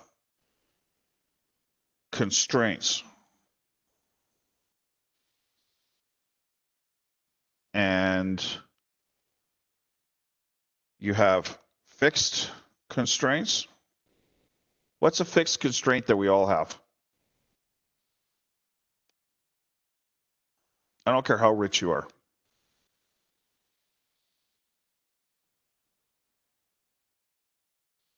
Richest person in the world has no more, no less of this than you and I do.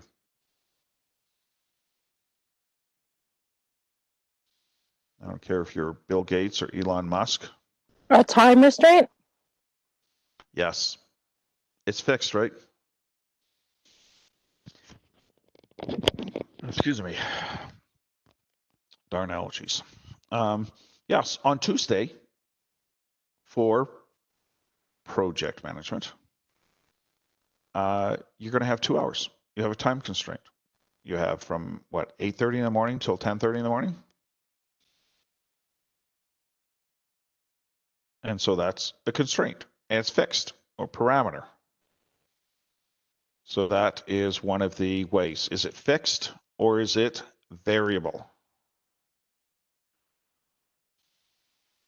So the variable means, of course, that you can change it.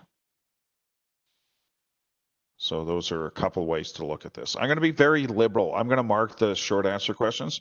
Just show me that you have a somewhat of a basic understanding of what we're talking about.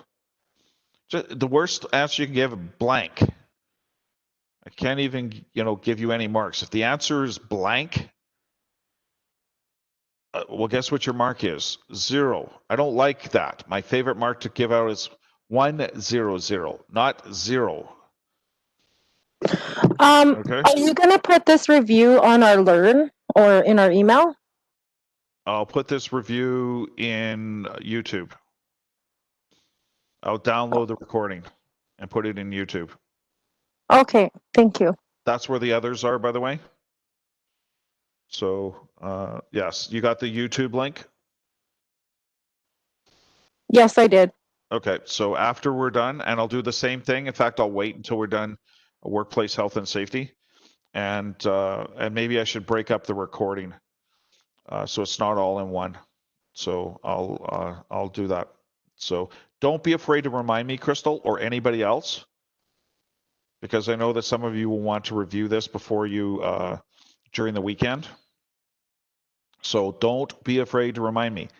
David, make sure that you post this in the YouTube channel under recordings. I have to remember how to download it, but I'll find it. Okay? So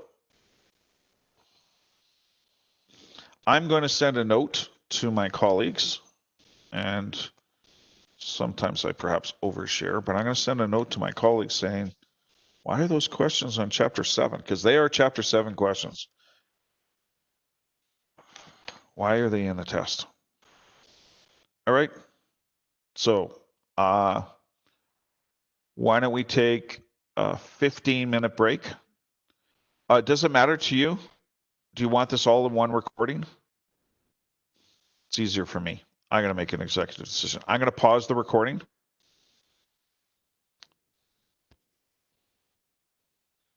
Hello, Mary Lou. Hello, Chantel. How are you? Hope you're feeling better, Mary Lou.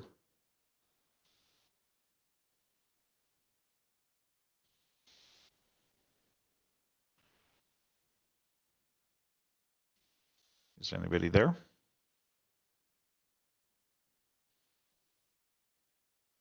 Hi.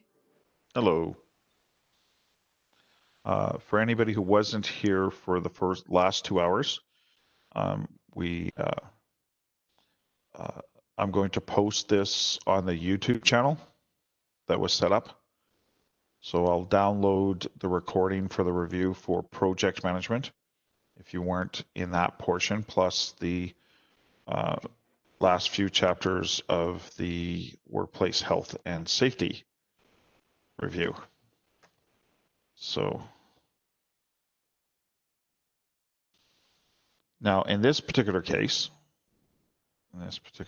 we have been given a study guide for workplace health and safety, which is in Learn. We completed the review on the first couple chapters the other day. So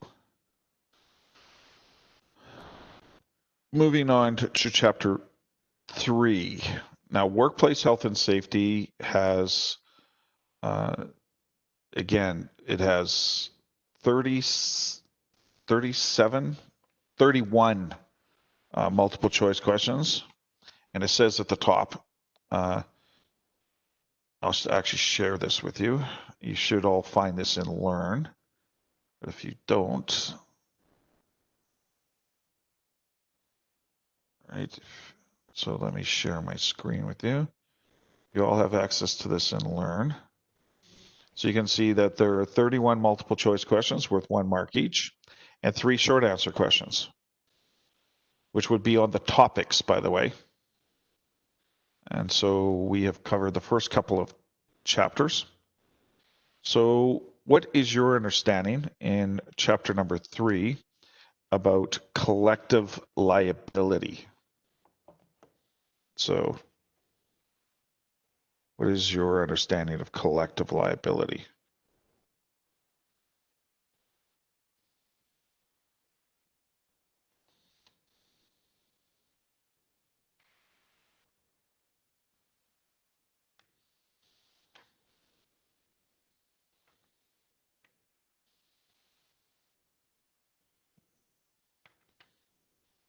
Anybody?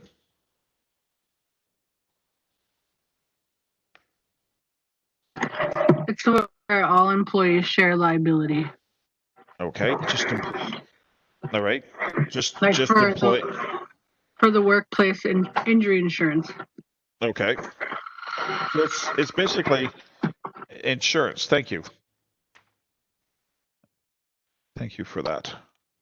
All right. Vocational rehabilitation versus physical rehabilitation, and even social rehabilitation. And by the way, vocational and physical is on page 64. At least of the, I think I have the 8th edition.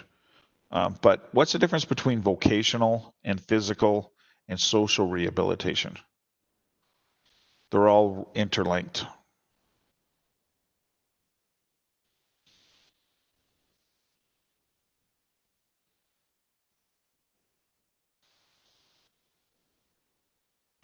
Well, what is vocational rehabilitation then? That is what the WCB does to help the injured workers to return back to work. Right. Thank you. The key part is to return back to work, to be able to do, in some cases, the job you previously did, or in some cases, a different type of job. Again, let's say you suffer a leg injury, and now you can't stand for 8 hours a day at the till.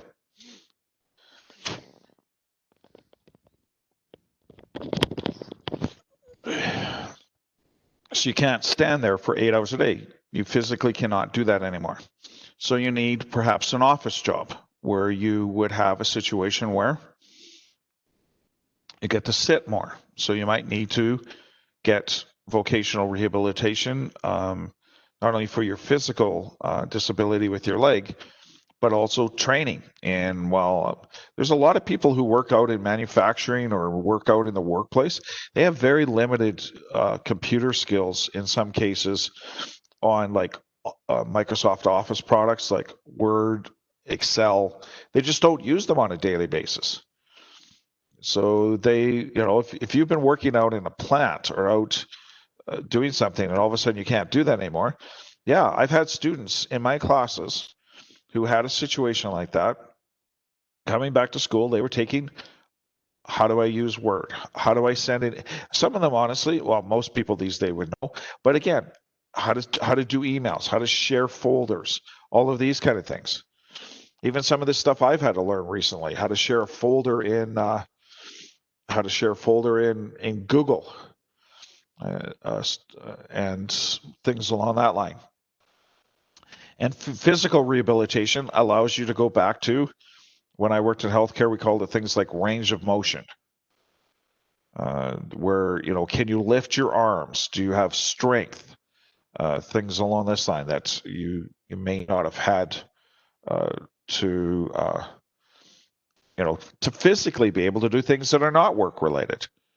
The ability to run if you need to, or the ability to walk, or again, lift things. And what is social rehabilitation?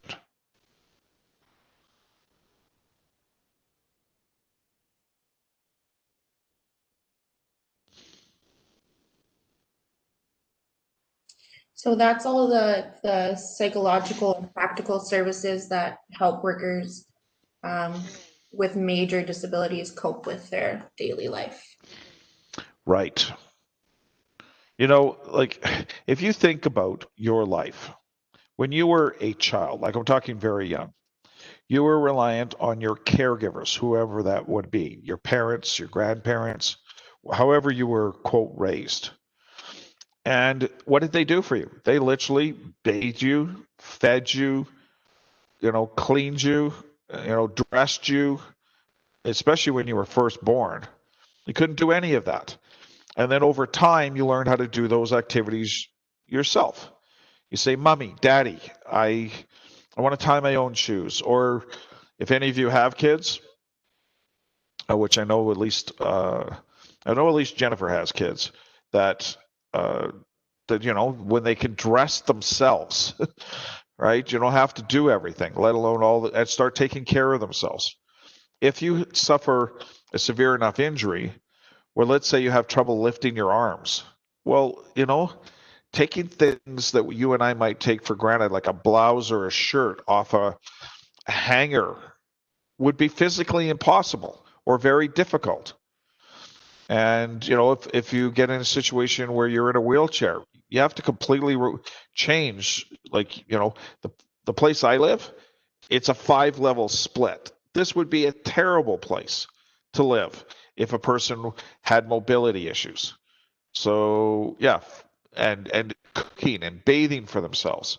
You've got to the point in your life where you are competent to be able to do that. But if an injury at work takes that away, yeah, you may need to do things differently or get some help with that, just like some of the people who are elderly require it. What is a latency period?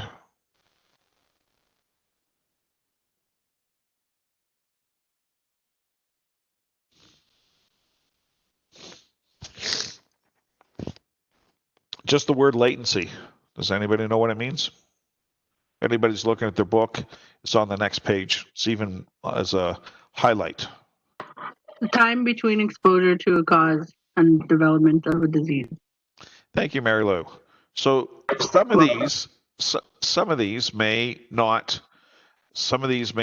appear right away. They can take a period of time for the illness or the effect or the disease. Some people may not even find out until after they've left the workplace. So the sooner you know, or the sooner you notice, then the better is you can put in your claim. Workers' compensation claims or premiums, sorry, how are they determined?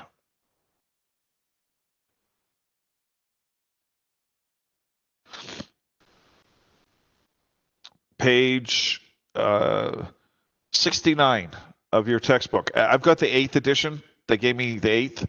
I don't know if you have the 7th or the 8th edition. There seems to be some confusion in this. But there is actually a note. Oh, sorry. Go ahead, Mary Lou. So you want to know about how the process is? Is that what you're asking? No. Yes and no. Okay. The yes part is rather than having you, because it is perfectly acceptable and perfect. We talked about this in the class earlier, but it's perfectly acceptable to have open book and open note. We expect that. It would be ridiculous for us to say you can't use your notes, you can't use your textbook, and then 3 people do. First of all, we'd have no way of telling, and it's not really fair to the other people. So, and we talked about this earlier today. So what I'm going to do with this is, rather than you having to tell me what it is, make a notation how workers' compensation premiums are determined. Is again, I did not realize until recently they sent me the 8th edition, and some of you might have the 7th, but it's in figure or notebook 3.6, and in the 8th edition it's on page 69. So it talks about you take the insurable earnings maximum, multiply it, by the premium rate and divide it by 100, and that gives you the premium. They even have a calculation of how much the premium would be. So rather than, that's how you would do it. There's the formula. So that might be a short answer question. How are workers' compensation premiums determined? And you might even include things like classification of rate, premium rate, reporting frequency, insurable earnings, annual insurable earnings. So this might be a short answer question.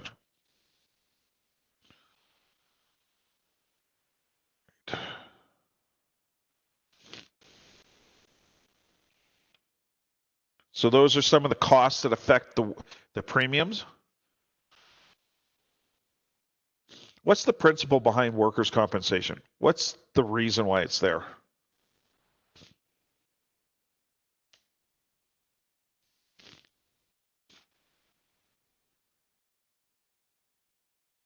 Why do we even have it? So when Oh, people go get injured on the job, it is there to help them get back into the workplace. Right? Yes, it is. If possible, support them financially. Yeah. And not just financially, but make sure they get the proper care. But there's also another big thing that may not be obvious that I'm thinking of. Anybody want to? That's very good, Regine. You people are doing a great job. Why? Let me try and be more specific. Why is workers' compensation a shared, like when I talk about Manitoba as shared versus Cargill? Why is it run by Manitoba and not run by Cargill? Cargill's a major employer in Portage la Prairie, right? Or in that area?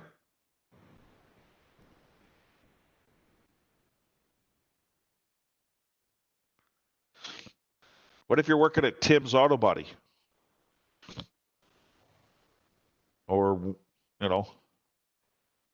Mary Lou's Auto Body or Amy's Auto Body or Chantel's? Are you getting on to more of the legislative part of it? Like it's for Manitoba, so but then Nope. I'm thinking money. I'm thinking money. I know I'm trying not to just give you the answer. Why is there a provincial plan and it's not done by the employer? And I'm talking about money. Is that because it's a shared?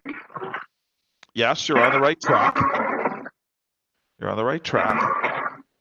Because all workers pay into it, don't we? And then it's shared between everyone. Yes. That's all I got. Absolutely. Oh no, that's good. Hey, that's pretty darn good, Mary Lou. I know this is perhaps a bit of a vague point, but it's also important. Just think about this. You made the point. You just said it. It doesn't matter who you go to work for. You're covered by workers' compensation. Everybody has it. What if you're working for a small little business, a small little mom and pop corner store, or the auto body place? You're covered.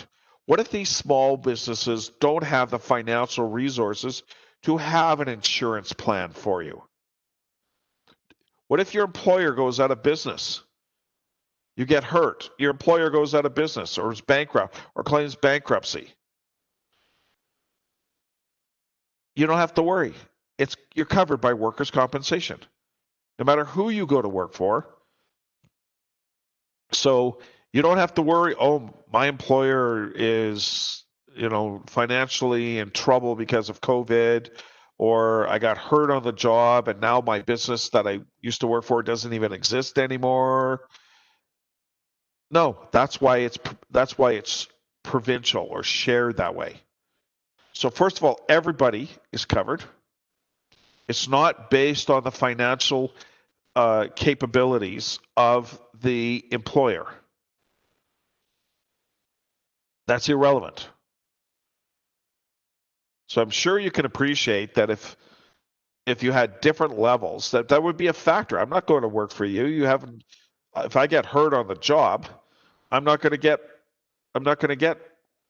physical rehabilitation. I'm not going to get care.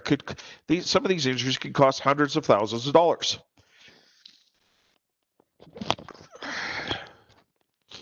I hate having allergies. All right. Anyways, did I make my point that if you're to work for a poor employer or an employer that has very limited financial resources, as opposed to work for a company that's like Royal Bank or RBC, when it comes to workers' compensation, it doesn't matter who you work for. We all get the same benefits, like literally financial and compensation. So it doesn't matter. Otherwise, we just all go to work for large, wealthy employers or employers that have deep pockets. Does that make sense? Yeah. That shared responsibility. All right. What else we got? The workers' compensation experience rating system. All right.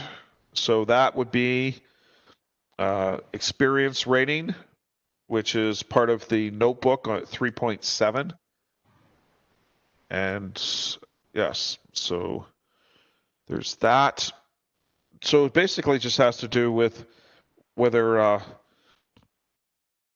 you're above or below the cost. We talked about this in class. If you work for an employer that has a lot of injuries, they're going to pay higher premiums.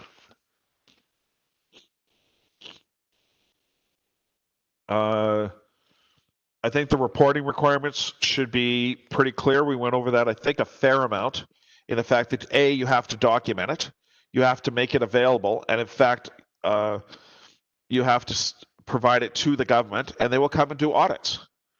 They'll come and look at your records. And there are people out there, and I'm not sure how they're doing with COVID. They're probably wearing masks and how to change perhaps the way they do things, but they're still going out to the workplace who work for, what is it, SAFE for Manitoba? SAFE. All right. So, and jump in with any questions that you have. I'm just trying to do somewhat of a guided tour, shall we say. Some of these, I think that we know what they are, like an unsafe act. This is chapter 4 I'm moving on to, by the way. Okay, there's a very nice, they've done a really good job in this book of putting some of the major points. They've highlighted it in, I think it's orange actually, talking about what a hazard is, what risk assessment is, what an incident is. So a lot of the terms are just very definitional. The terms you can expect to see on the multiple choice questions. You know, like what is PP&E or PPE, personal protective equipment. Accounting, it means something different. What is housekeeping? And by the way, unsafe act is under people and in the chapter. So a lot of these are in the little side note. I forget what they call it. It's like a little side note in your textbook. So what is housekeeping? Why is it part of, what's that got to do with workplace health and safety? What is it?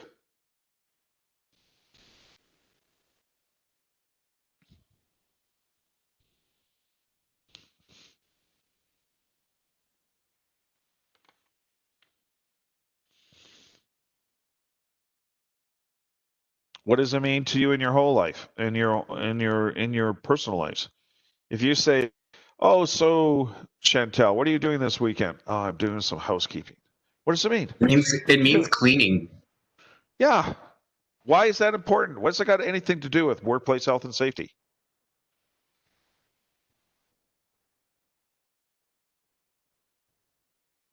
What's cleaning got to do with it? It's not just cleaning, but it's also tidying things up. How many of you in this room, how many of you in this course have tripped over a cord? Anybody ever done that?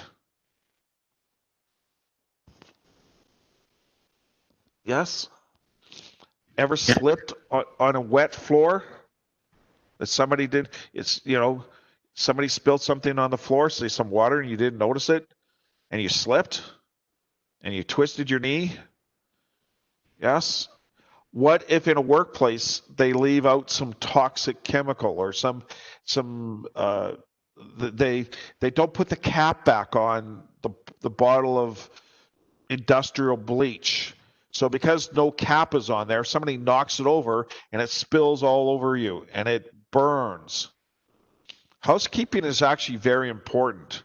Keeping hoses, keeping electrical cords wrapped up, and so that people will not trip over this, and cleaning it up.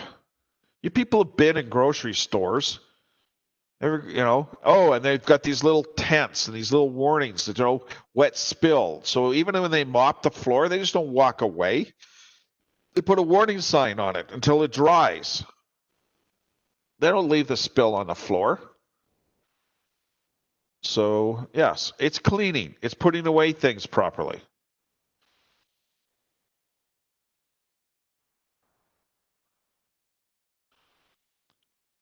What would be a lockout? We didn't talk about lockout. What's a lockout procedure for a machine? That's when, like, say the mechanics are going to fix something, they'll turn off the power and they'll have a lockout for it, and you can't access it at all, like use it. Absolutely 100% correct. Excellent answer. They lock it, they make it impossible. They just don't sometimes turn it off. They'll literally lock it out. They'll lock the box for the power. Or if they can't do that, they might even have somebody stand there. Because the last thing you want is somebody turning something on while the mechanics are working on it. That's an excellent I give you, if I give you bonus marks for that, Mary Lou, I would. That's an excellent answer for that type of thing. And by the way, we're only looking at 2 or 3 sentences here for short answer. I'm not looking for paragraphs. I'm not looking for half a page. I'm only looking for 2 or 3 sentences. And by the way, that applies for project management and workplace health and safety. I mark your short answer questions. All right. So I'm just looking for 2 to 3 sentences. All right. Oh, like not like a whole paragraph. No. You're, in fact, looking at the documents, you only be given a very limited amount of space. Right? Okay. You know, this is, you know, like stick to the point. I have a tendency to I guess like talk about stuff like a lot, so I like my writing can be very long sometimes for a short answer. So I'll keep it like even point form is okay. That works for me. Yep, that works for me. Keep it brief. That's actually a skill, to keep it brief. You know, be lazy. Don't give me long-winded answers. Give me short, concise answers, and you know, yeah. So just give me short, concise answers. That's great. If you write me a page, if there's even that much space, at least it'll limit you on the screen, right? It's like having students who write on the back of the page is always annoying. At least we don't have to have that. I hope it's like for the exam, like for other short answers for quizzes that we did, it doesn't give us like a box where we can put our paragraph in. It just gives us like a little line, and it's hard to figure out what you wrote before because you can't see it. Oh, okay. So that's kind of what I was having issues with other classes, but hopefully it's not like that. Oh, I'm not sure. I don't use D2L, or what you guys call Learn, for my tests, and my tests and a lot of my other courses are very mathematical or quantitative. So yeah, just keep it brief. And if you feel there was a limitation because of the technology, we as a group can talk about that later. I'm not going to be overly harsh on the marking people on the short answers, right? So for like the lockout, and if Mary Lou want to say the mechanic locks the power or turns off the power so that the machine will not be on, that's lockout. Full marks, move on. Just, yeah. You prevent the machine from being turned on. That way I give you full marks for that.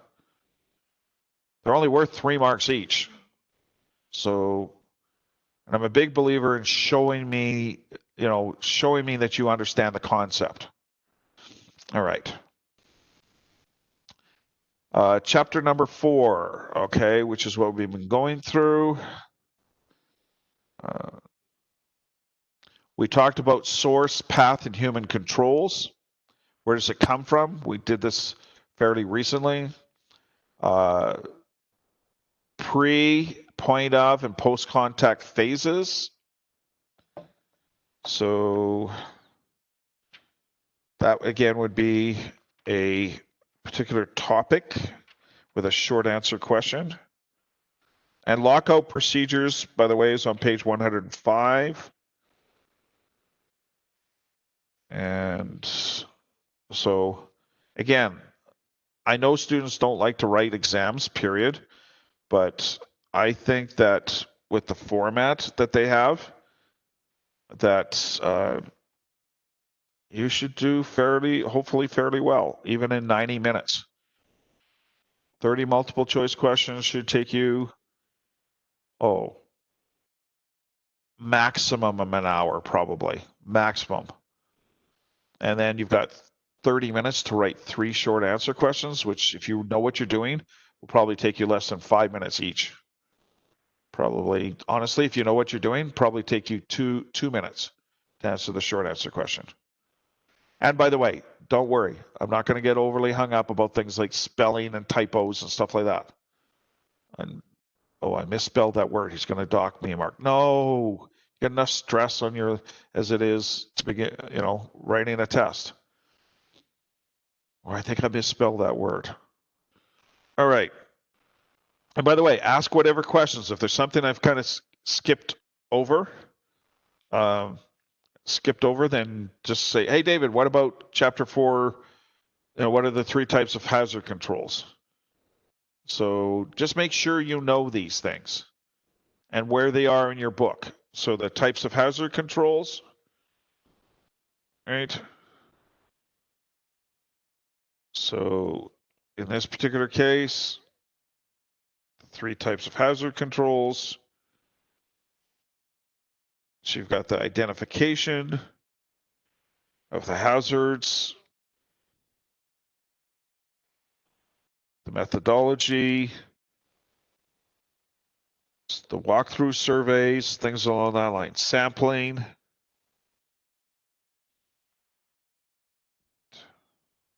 So just make sure that you have that.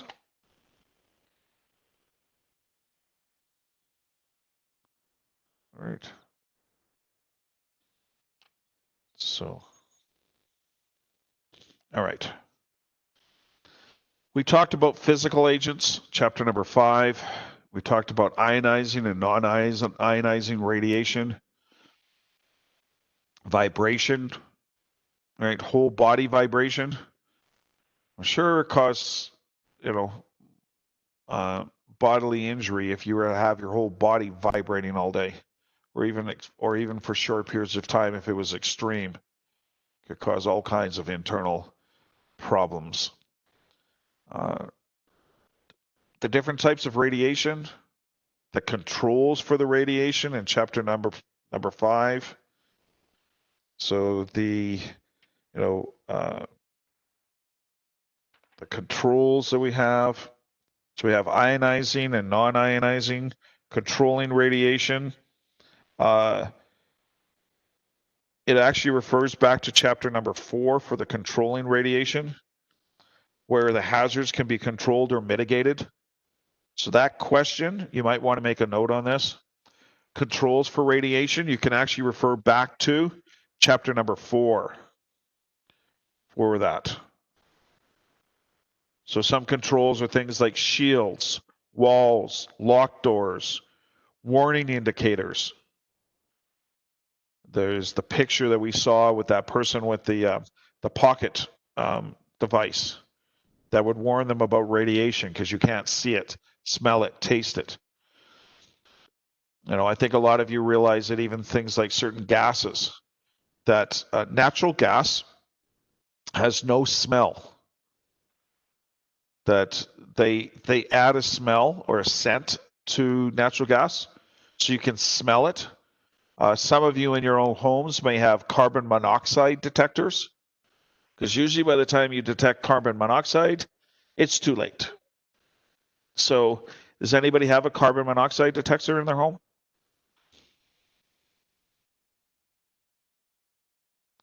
So that would be an example of control. So noise, vibration, heat, cold, I think those should be fairly obvious. Too much heat, too much cold.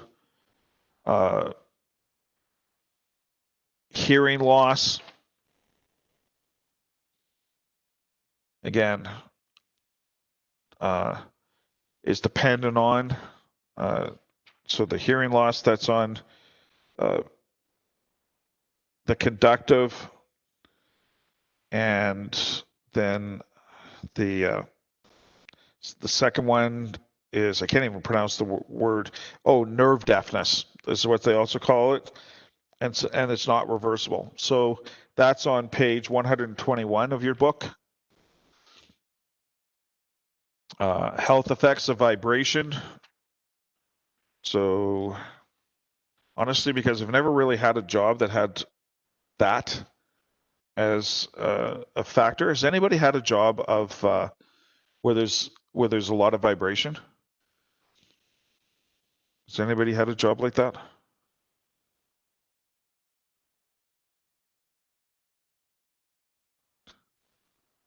and the health Just mowing the lawn moving on. on a riding mower. Okay, hey, you know what? You know Your what? hands vibrate when you're done, like they keep on. It feels weird. You know what? That is an excellent example. All right, that truly is. Now, okay, if you are a person who's a landscaper, right, and this is something you do, like some Wednesdays, I've actually had it while we're in class. You probably couldn't hear it, but where I live, I don't have to maintain. I don't have to maintain the. I don't have much green space, but they mow. But so yeah, if you're on a riding lawnmower and you've been on it for like 5 or 6 hours a day, you're right, and you're on it several days a week, or you know, or even in. I haven't been here in the winter, but they're also responsible for snow removal. So I imagine they have devices bigger than snow blowers. Those can cause a lot of vibration too. If anybody's ever used one.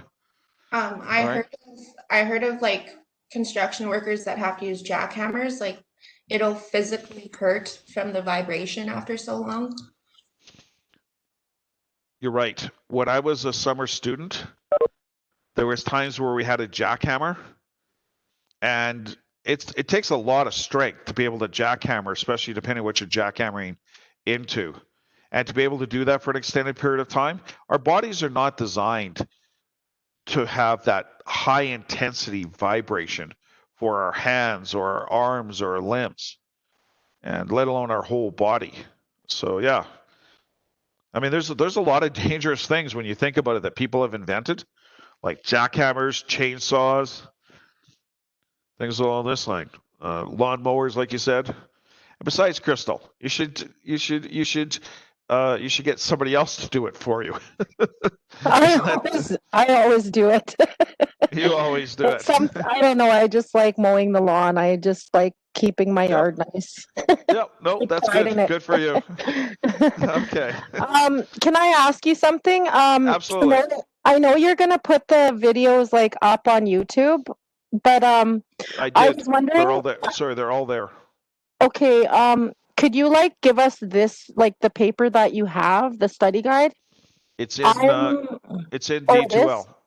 It's in Okay. sorry, it's in Learn. Okay, thank you. Yeah, it's in Learn. Okay. I'm glad you brought that up. So this study guide is in Learn. Okay. I updated it the other day. It says clearly fall 2020 midterm study guide, something to that effect. Because the one they had was 2019 and I updated it to 2020. Was it yesterday or Tuesday? Anyways, earlier this week, I finished all the lectures for all 7 chapters.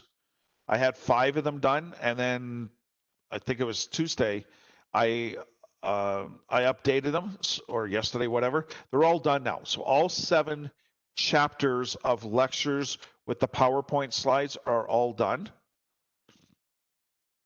And you people had a request for me to do that. After I'm done class today, I will post this. So our what I call the live lecture, those have been posted, and some of them and so today I'll post this as soon as we're done. I'll download it if I can remember how to do that. Anyways, and I'll post it in YouTube, and I just put it under recordings. And what I'm going to do too is, while you people are hard at work next week doing your midterms, and I have a little bit more time off, then what I'm going to do is I'm going to pre-record the PowerPoint slides now that I have them all, okay? And my intention is to do that next week for chapters 8 and above. So if some of you want to even like look ahead, then you can. So did I answer the question in my long-winded way? Which YouTube channel is that? The one that I sent you. All right. Okay, you emailed it? Yep. Hang on a sec. You don't have it linked to your other YouTube channel? It's all in one. I put it all in one. I put it all in one YouTube channel for project management. Oh, wait a minute. No. Hang on. Just a sec. I'll give you the link again. Just bear with me. Also, if I go into the right tab. So just bear with me. No, this is for, okay, just let me find. There we are. Great. Of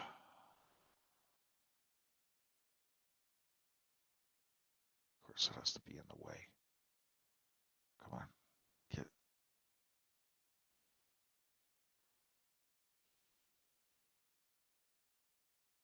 Hang on. What is, here we are. Okay.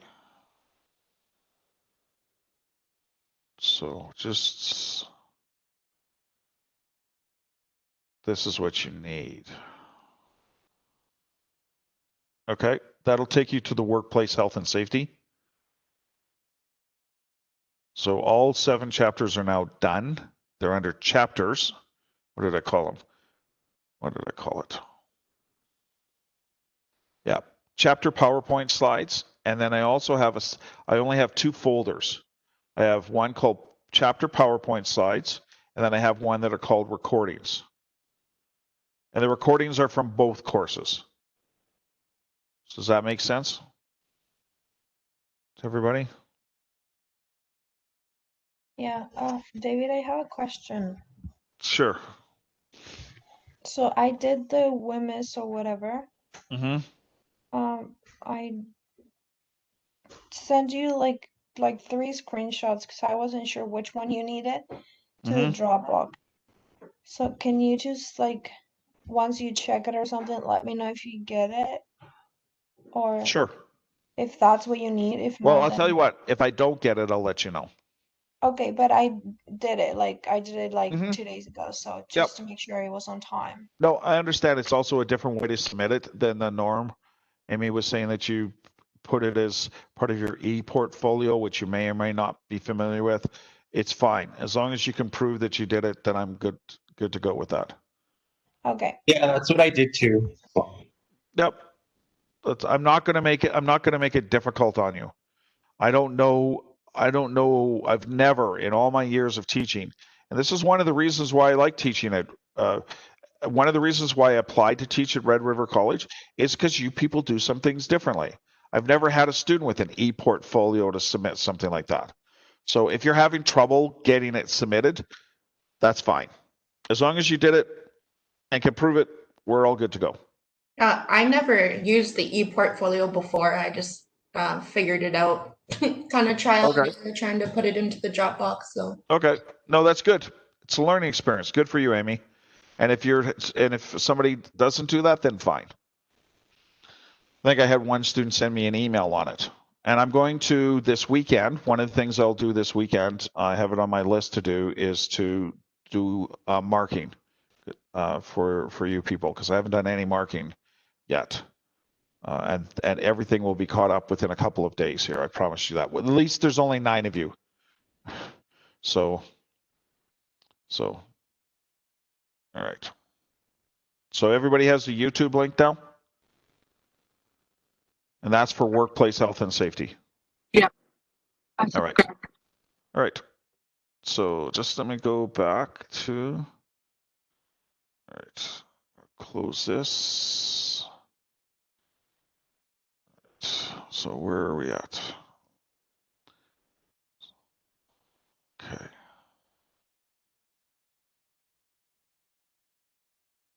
Okay. Now I seem to, hang on. Okay. Sometimes with all these screens open at the same time. All right. I just want you, I want your students to feel that you were well prepared for the midterm exam. That, that's what I want you to feel. David, I just want Sorry, you go to know I have to leave at 12 today, right at 12. Okay, we don't have a lot left, and that's totally fine. Okay. Again, if I'm a student, this study guide is going to be really rather helpful. as far as, okay, chapter 6, what do I need to study? Biohazards. What is a biohazard? Remember, that's going to be the multiple choice types of questions. What is, so I can look up in my book, what is a biohazard? Oh, here it is. Hazards created by exposure to infectious microorganisms, proteins, or nuclei acids. There, that's your answer. What is a chemical agent? Oh, it's right there. Chemicals that pose a risk to our health and safety. I don't have to memorize this anymore. I don't have to write that down as a short answer. You know, and synergy, by the way, is where 2 + 2 is 5. So some things, you know, the sum is greater than the individual parts. Somewhere along the line, you probably heard about synergy. And in this particular case, we're talking about the two items combined, in this case, would be more dangerous than each item individually, or maybe combined. So we're not going to test WHMIS in detail, as you can say. We're going to talk about topics, layers of protection, you know, so the layers of protection that you have in chapter number 6 with, yeah, so the WHMIS is not going to be tested in detail. Personal protective equipment, you know, layering, that you people do this. I know out here in Alberta, a lot of people like to go skiing and they will wear layers of clothing so that, you know, they can keep dry and warm. So it's the same kind of thing. And layers of protection for respiration, the routes of entry into your body. We talked about that. We talked about absorption. We talked about penetration, inhalation, things along that line, breathing it in. And can't remember what the proper word is, but like ingestation, or eating it, or putting it into your mouth, or drinking it.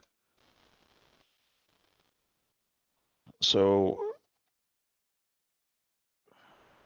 occupational asthma, things where it affects your body because of the types of chemicals.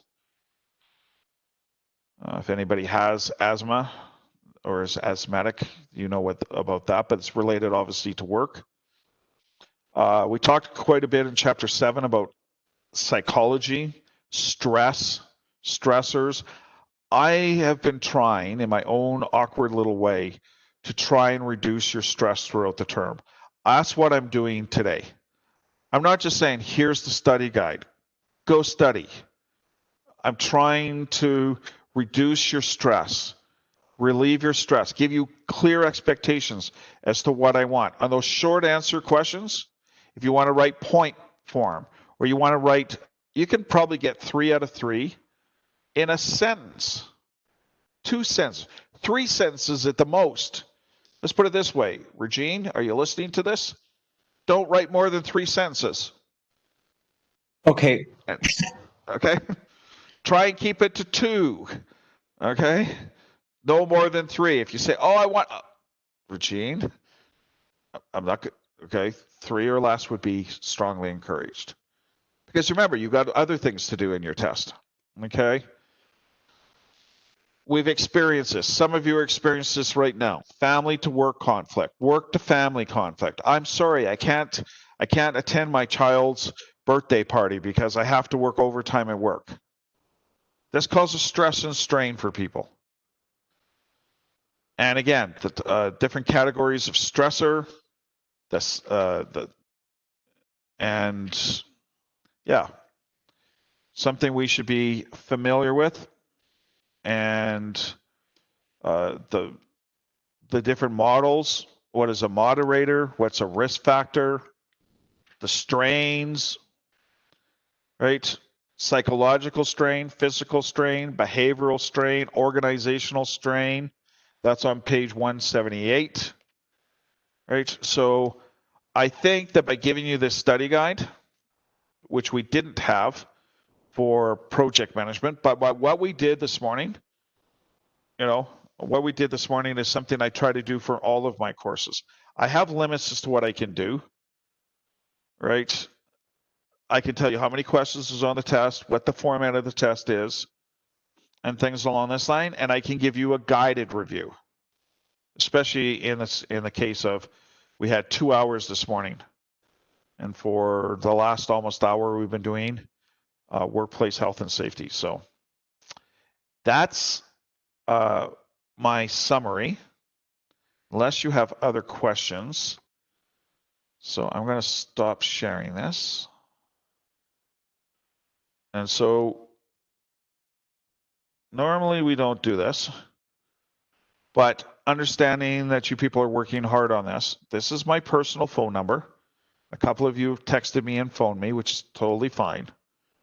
If there's any question about either course, and you have a question on the weekend, a lot of times on weekends I do not respond to students' emails or anything like that. But I'll make an exception because of the midterm exam. If there's a question that you have, and you just say, "Oh, like I need to know this," then yeah. Otherwise, quite frankly, you people won't hear from me for about 10 days until after the midterms, because we don't have any class time together next week, which I know makes everybody sad. But if you need to talk to me, there's my phone number. People have been very respectful. So don't go butt calling me at 2 o'clock in the morning, okay? All right. I'm joking around, people, okay? No, students, honestly, students are very, very respectful. And so you people are working hard. This is not easy. So if you have a question on the weekend, send me a text message and we'll talk, or we can come back on here. So, all right. Okay, sounds good. Thanks. We're good to go now? I'm done my review. We spent 3 hours this morning doing review. So I hope that helps a lot in reducing your anxiety and your stress for at least these 2 courses. Yeah. And I strongly encourage, if anybody wasn't here for the project management review, I strongly encourage you to listen to the recording. So that's totally fine. It's that you weren't here. That's totally fine. But I strongly encourage you to listen to that review. It'll help you a lot. Hint, hint. Okay. Anything else I can do? Hey, thanks, David. No. Great. Thanks for your Good participation. luck on your exams, everybody. everyone. Yep. I wish you all the best. You know, deal with it in whatever way you do. Thank you for reviewing the stuff with us. Oh, you're very welcome, Viviana. I hope you have a nice weekend, and I hope everybody does well next week. Yes. Thank you. Have a good weekend. Bye. Yeah, you too. Bye-bye. Hey, thanks, David. Take care, Mary Lou. I hope you're feeling better. Yeah, that's why I wasn't in class this morning. I had to go get a COVID test this morning. Oh, so okay. That's why I wasn't here. Okay. Well, yeah, because I was thinking, oh, they said, yeah, that you weren't necessarily feeling that great, and yeah, and good for you for doing that. So again, I know you're very diligent. Listening to the review the 2 hours this morning will probably save you a tremendous amount of time of studying, and it will probably improve your mark. Okay, yeah, that's what I'll do. So that's also on the channel I just subscribed to, right? Sorry? Project management is on the same as the health and safety? Okay, yes. So for the chapters, here, let me write this out. Chapters for project management are in the Larson YouTube channel. All right? Okay, I'm just gonna skip this really quick. Yep. So the chapters are for workplace health and safety are in the workplace health and safety channel. All right. So there's two channels, one for project management, the PowerPoint slides, which you're used to from before. And then workplace health and safety was something I created about 2 weeks ago. Okay. Also, all recordings are in workplace health and safety, the recordings playlist. And I didn't, I downloaded all the recordings from earlier in the course, and I couldn't remember what we talked about. But the last couple, you'll notice it'll say project management, chapter number 5. Work, like what I'll do today is when I download it, I'll say midterm review, like I'll relabel it. So midterm review, project management, and workplace health and safety. So it'll actually be more like descriptive. So honestly, the only thing unless you want to listen to the recordings on the chapters, and all 7 are now done for workplace health and safety. If you want to go back and listen to me drone on about chapter 6 or 7, they're fairly short. Like some of them are 12 minutes, some of them are 22 minutes. But if you want to listen to the review, go under the recordings. Okay. Yeah, I'm looking at the channel right now on the workplace health and safety, but I'm trying to find the other one. I'm on your other channel, the David Roberts. Oh, sorry, my dog is being loud. That's okay. I'm trying to find the project management one. Well, hang on a sec. I'll get you the link. Okay. Yeah, right. That'll save me a lot of time. Yep, exactly. So, all right. So in this particular case, so I just have to go there. I actually found an easy way. One of my students helped me out with this. So that's, statistics. Show me an easy way to share the link. It's like, oh, because it's really buried in, all right. It's really buried in,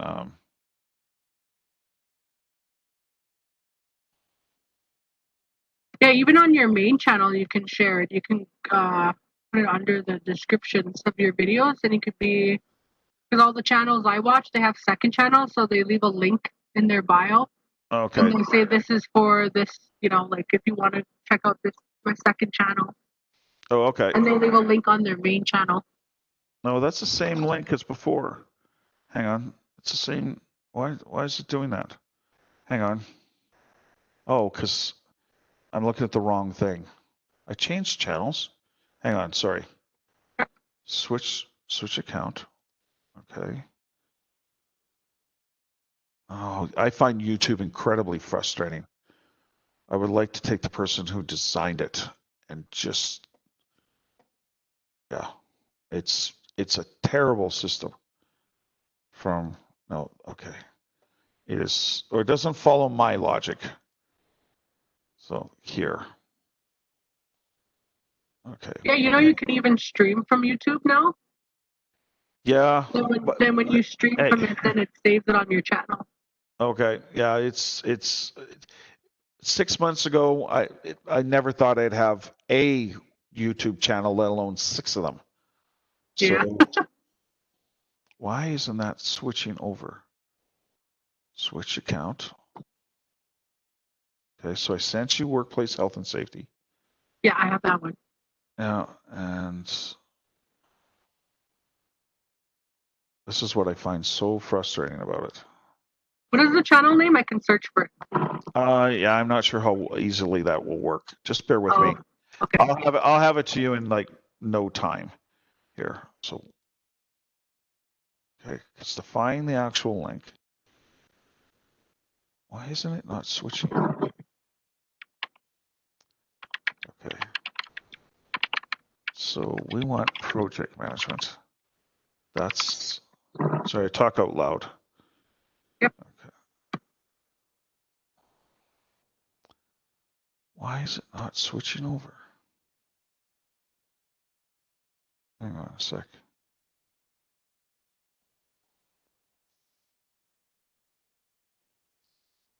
Yeah, They have.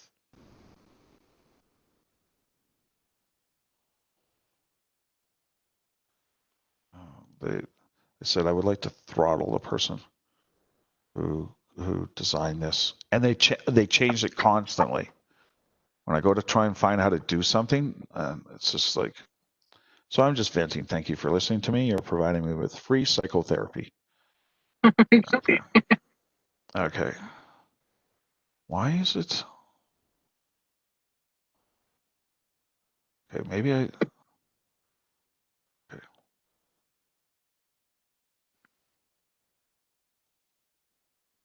Okay. Maybe I gave you.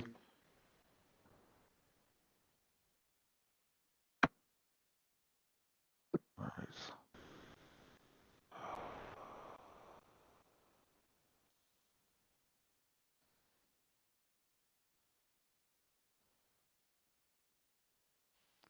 Hang on. Maybe this is the one. Oh, I think I know what I did. Right. This is your instructor being a Luddite. There. I gave you the first one was project management. The second one is the workplace health and safety, the recording list. So I just got it backwards. That's why I had it. Right. So those are the two links that you need.